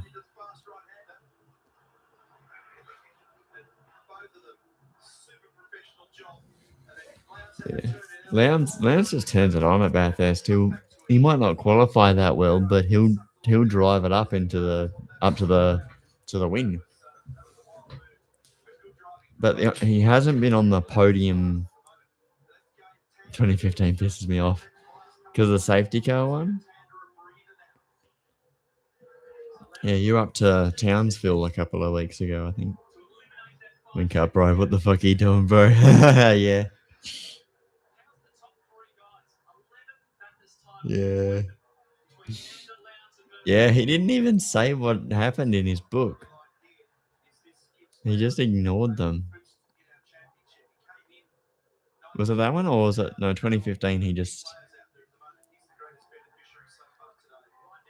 passed the safety car.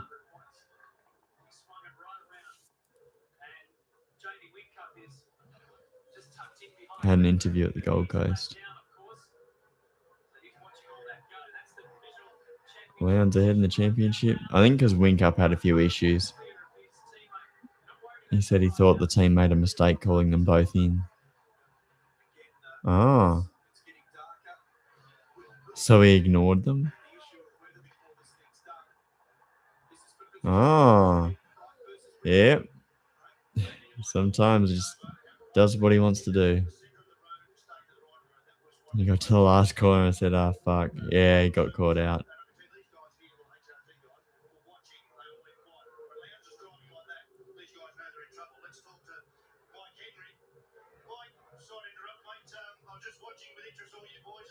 And passing the safety car, yeah.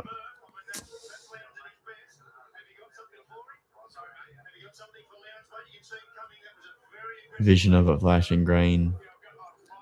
Yeah, I thought it was orange. I thought it was about the line, like passing it on the line. Or was it just like plain obvious? It flashed green. And then he passed it. Then turning off when he's like 50, 100 meters behind. Oh.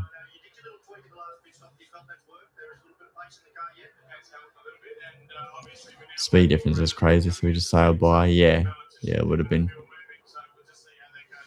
So it's just bad luck, I guess.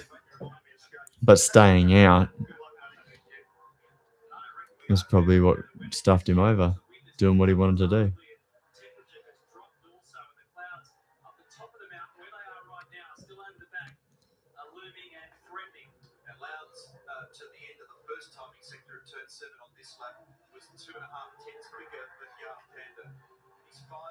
Yeah, maybe it would have been better just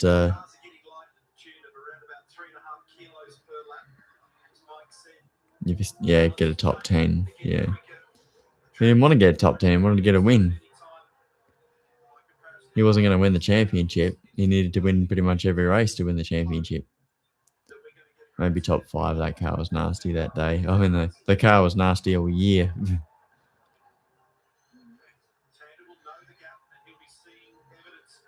If he stacked. Yeah. Oh, yeah, double stacks they're not uncommon. Nasty in a good way. Okay.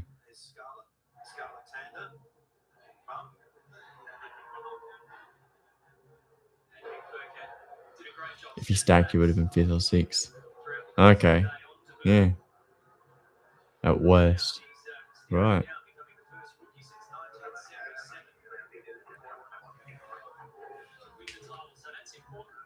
First rookie since 1977. Jackie X. 20 seconds to the rest of the field. Really? I think Frosty was second. Who was third? So he could have still won. Jeez.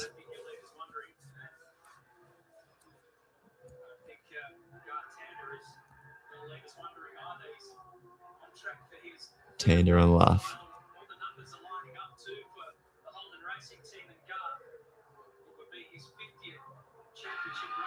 Oh, yeah, that's right. Tander and Luff. Yep.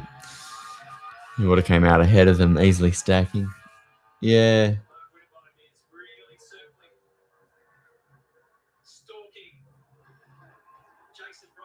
Bummer. Because Reynolds got lucky to get pole. And then they just did not have the car to do the job.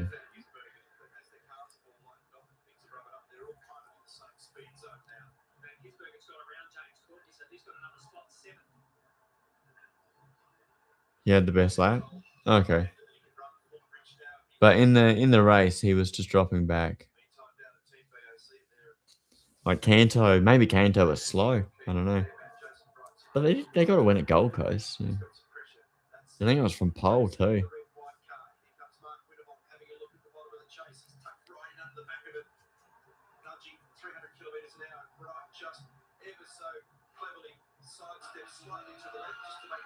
They were decently fast. So what? They were just conserving tires or something?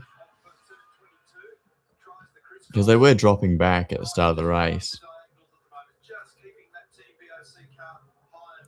Second going into the last stop. Oh, okay. So maybe in the first stint then didn't quite have it, and so changed as the day went on, and were strong at the end, or in a good position at least at the end.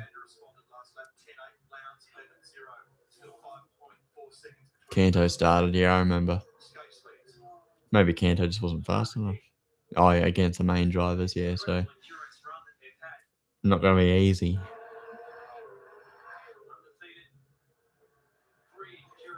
$77.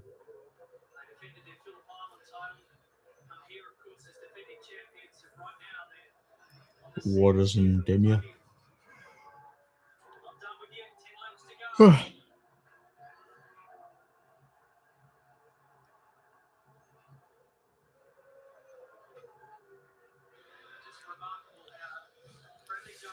But didn't, like last year, Job Stewart against main drivers, and he did a good job with that. So maybe Job Stewart's good and Kanto's not good.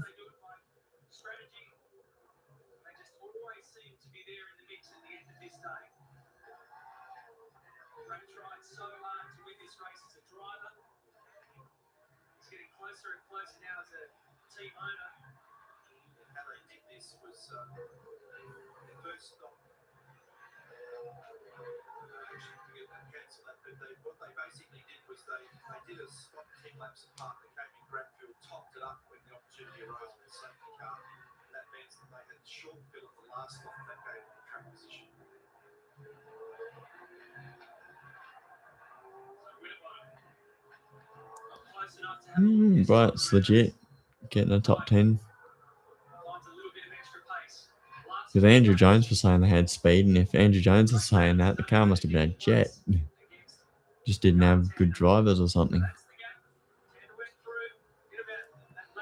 The band has nasty aero wash though, so it's a lot easier to do. Okay.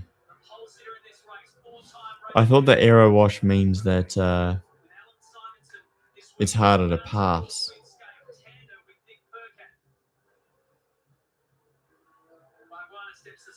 Because the Bend's windy. It's a windy place.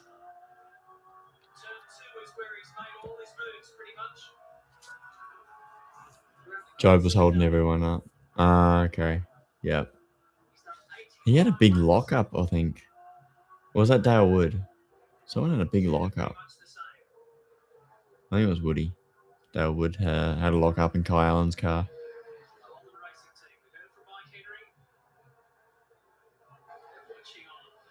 Starting the stint, yeah. Job. Okay, yep. Do I have that?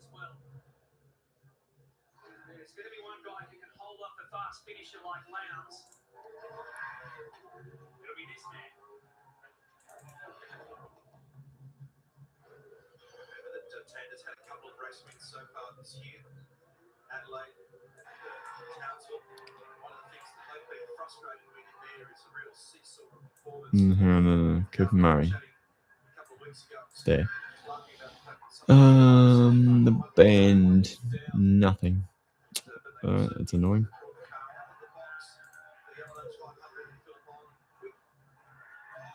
Oh, that's a lockup.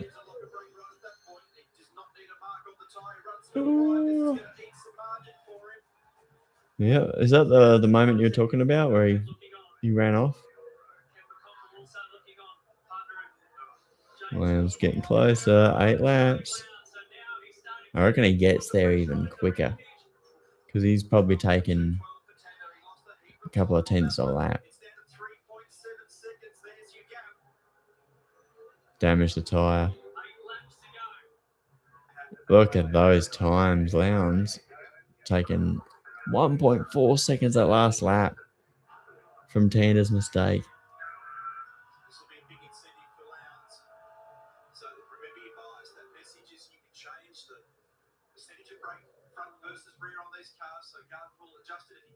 Scapey.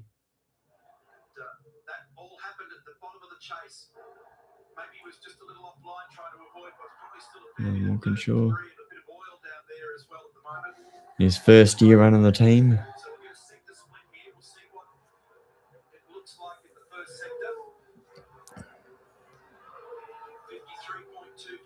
It was interesting, even after Tom Walkinshaw went bust, he was still at the team.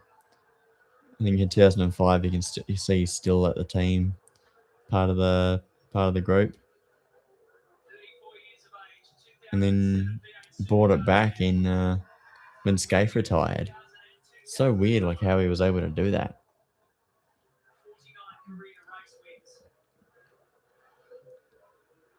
Dumberlin, Canto, Moffat and Halliday.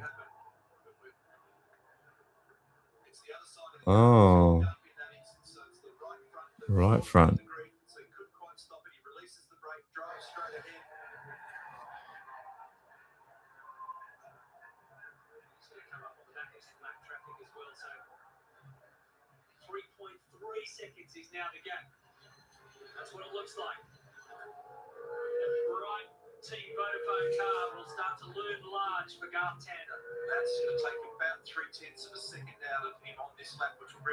Bloody hell.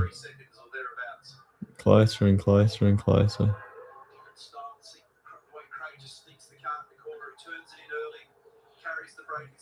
Yeah, Lowndes tends to turn the car in early. I watched 2005 Eastern Creek last night. There's two races. Lowndes didn't quite have the setup. His car was a bit more understeery, whereas Ambrose, I think they made a roll center change, and so then Ambrose's car was just faster in the second stint after the pit stop, and he's got the win. But then Lowndes has made a change for the second race and was just faster.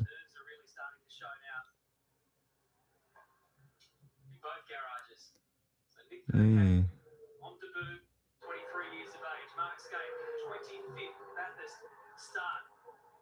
First sector split coming up, and you can see a bit of blustery weather in the background. 53.1 for Tander, 52.9 for Lowndes. Another 2/10 in the first sector, so it's a consistent gain at the moment. But is it going to be enough?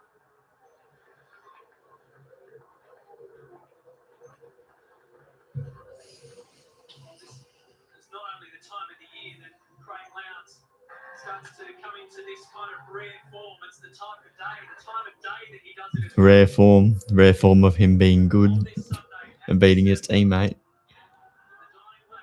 It's very, very good round here, isn't it? I mean, it's been 4 wins from 5 starts in recent years.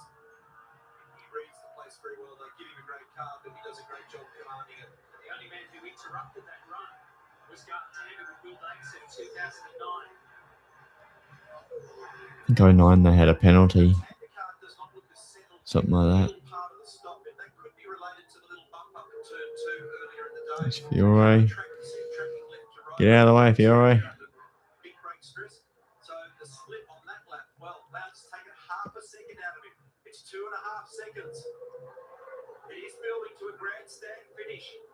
10.9 for Garth Tander, 2 minutes 10.9, 2 minutes 10.1 for Craig Lowndes. It's 2.3 seconds. He's chewing into the lead of Garth Tander.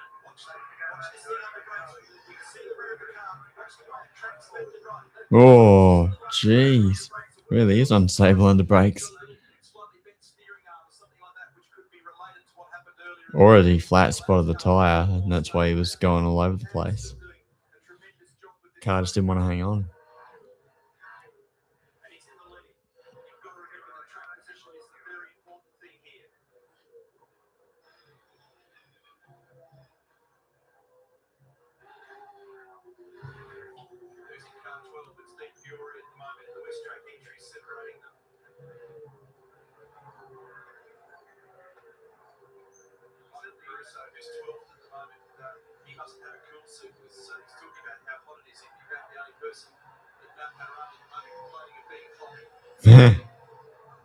He's probably freezing about this that time.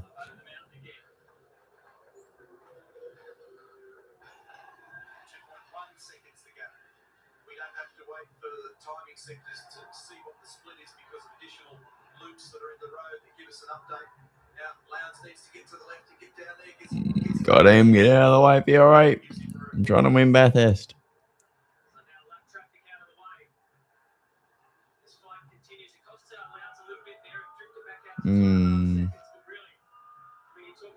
I should have put him in the fence. Get out of the way.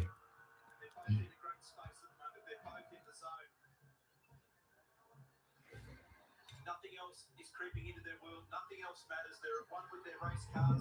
They know every millimetre of this racetrack. They know the exact performance and capability of the tyres that are on the car, the way the cars are balanced and behaving. That wasn't alright. He didn't lose any time. He's been pretty carefree throughout the day, Nick Percat. He did a very professional job behind the wheel there. He's a youngster who likes to show his confidence. He's got a good nature about him, and gee, hasn't the race pace changed now? Both of them did the same lap time there, 2 minutes 10.7. Well, maybe Lowndes got held up by Fiore then.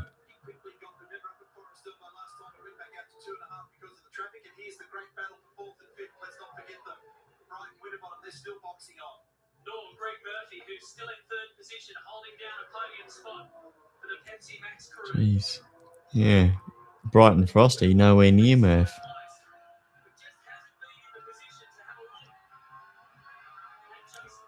I think Brad Jones was saying that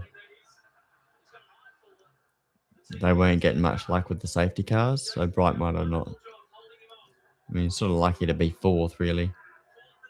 Frosty, they might have had an issue. Who's his co-driver? McIntyre or Yilden?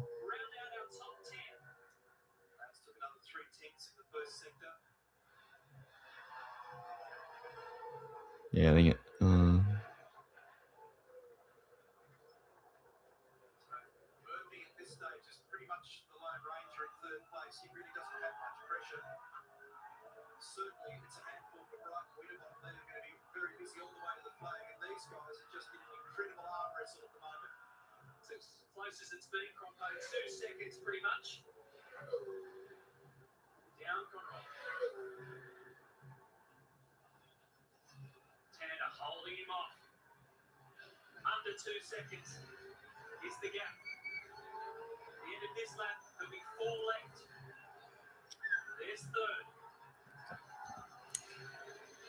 Is that behind Murph?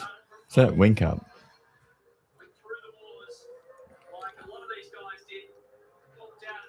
Unlapping himself, maybe. Probably not. Yeah, he got held up big time by Fiore.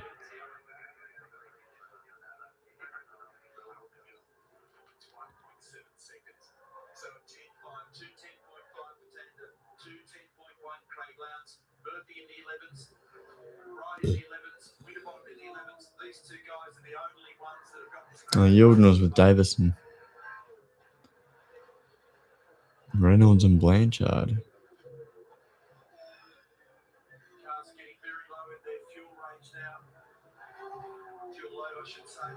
Rick Kelly and Owen Kelly. Barguana, Shane Price. Look at that. Lowndes' car is very nice. Smooth flying across the mountain.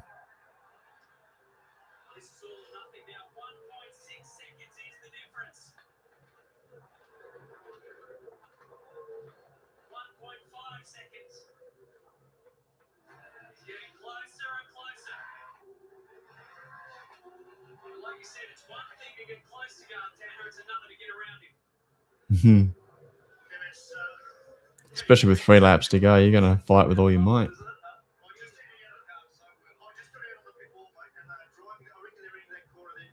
So I usually get into fight with all they've got on the last lap, unless they're pulling time on you, and then you're like, "Nah, we need to be sitting behind them."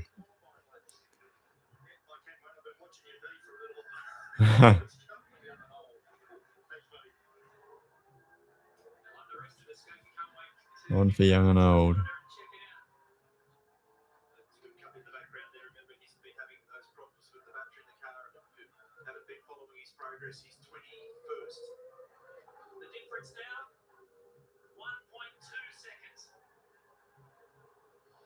Oh, dear hell. 7 tenths.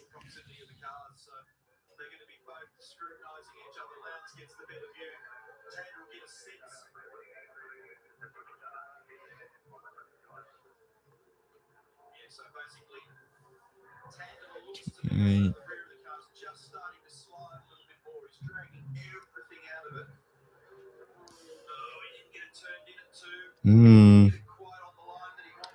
That front right is hurting.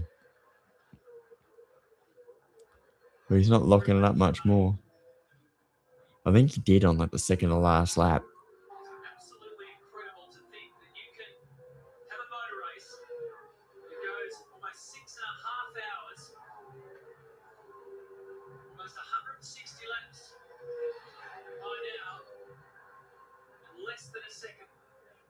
Because of the safety cars.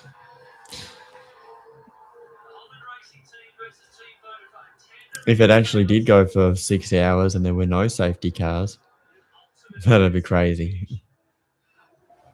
The I think up to 6th would be lapped.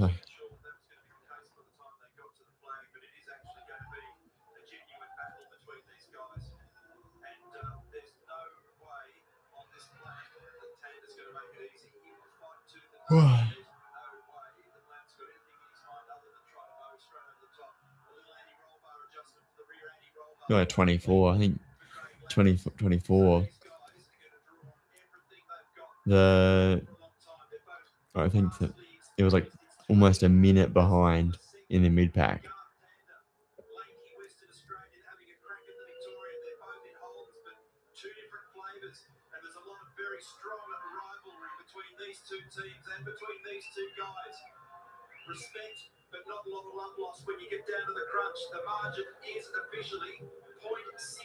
Two laps to go.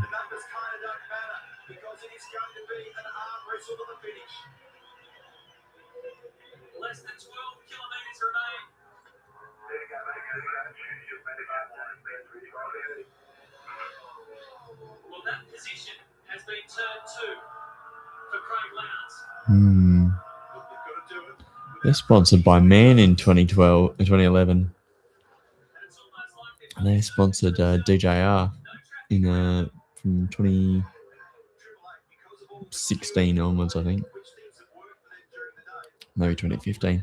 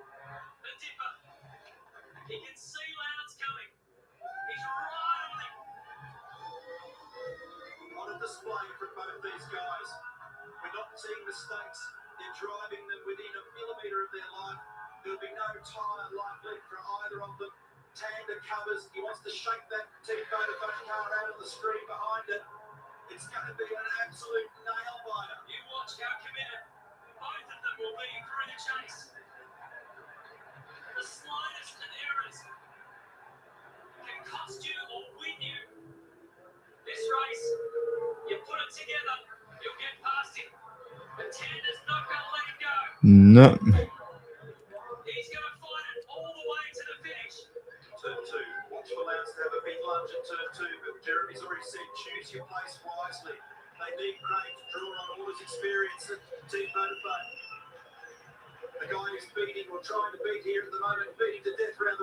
Garth Anders also got lots of experience.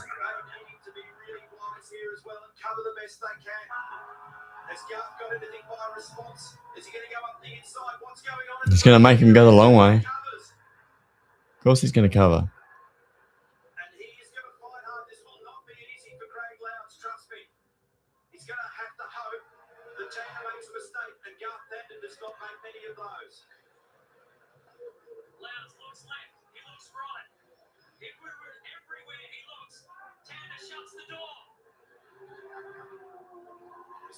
Oh. He's trying to spook him.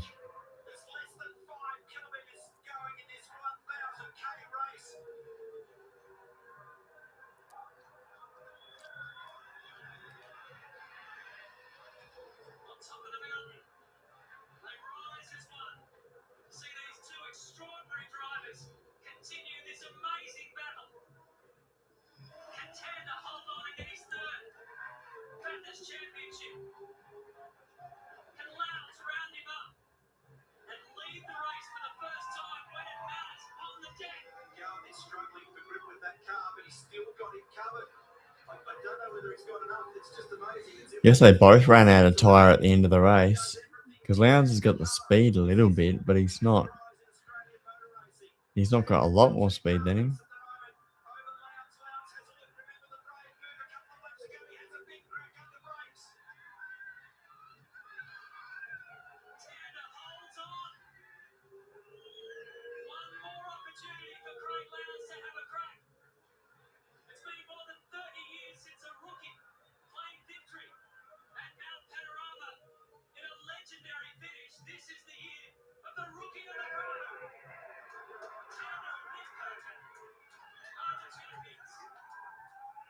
There we go.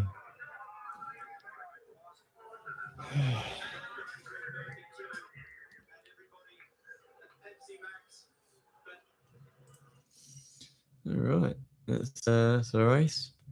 And I'm gonna call it a day with the stream. So thanks for coming, dude.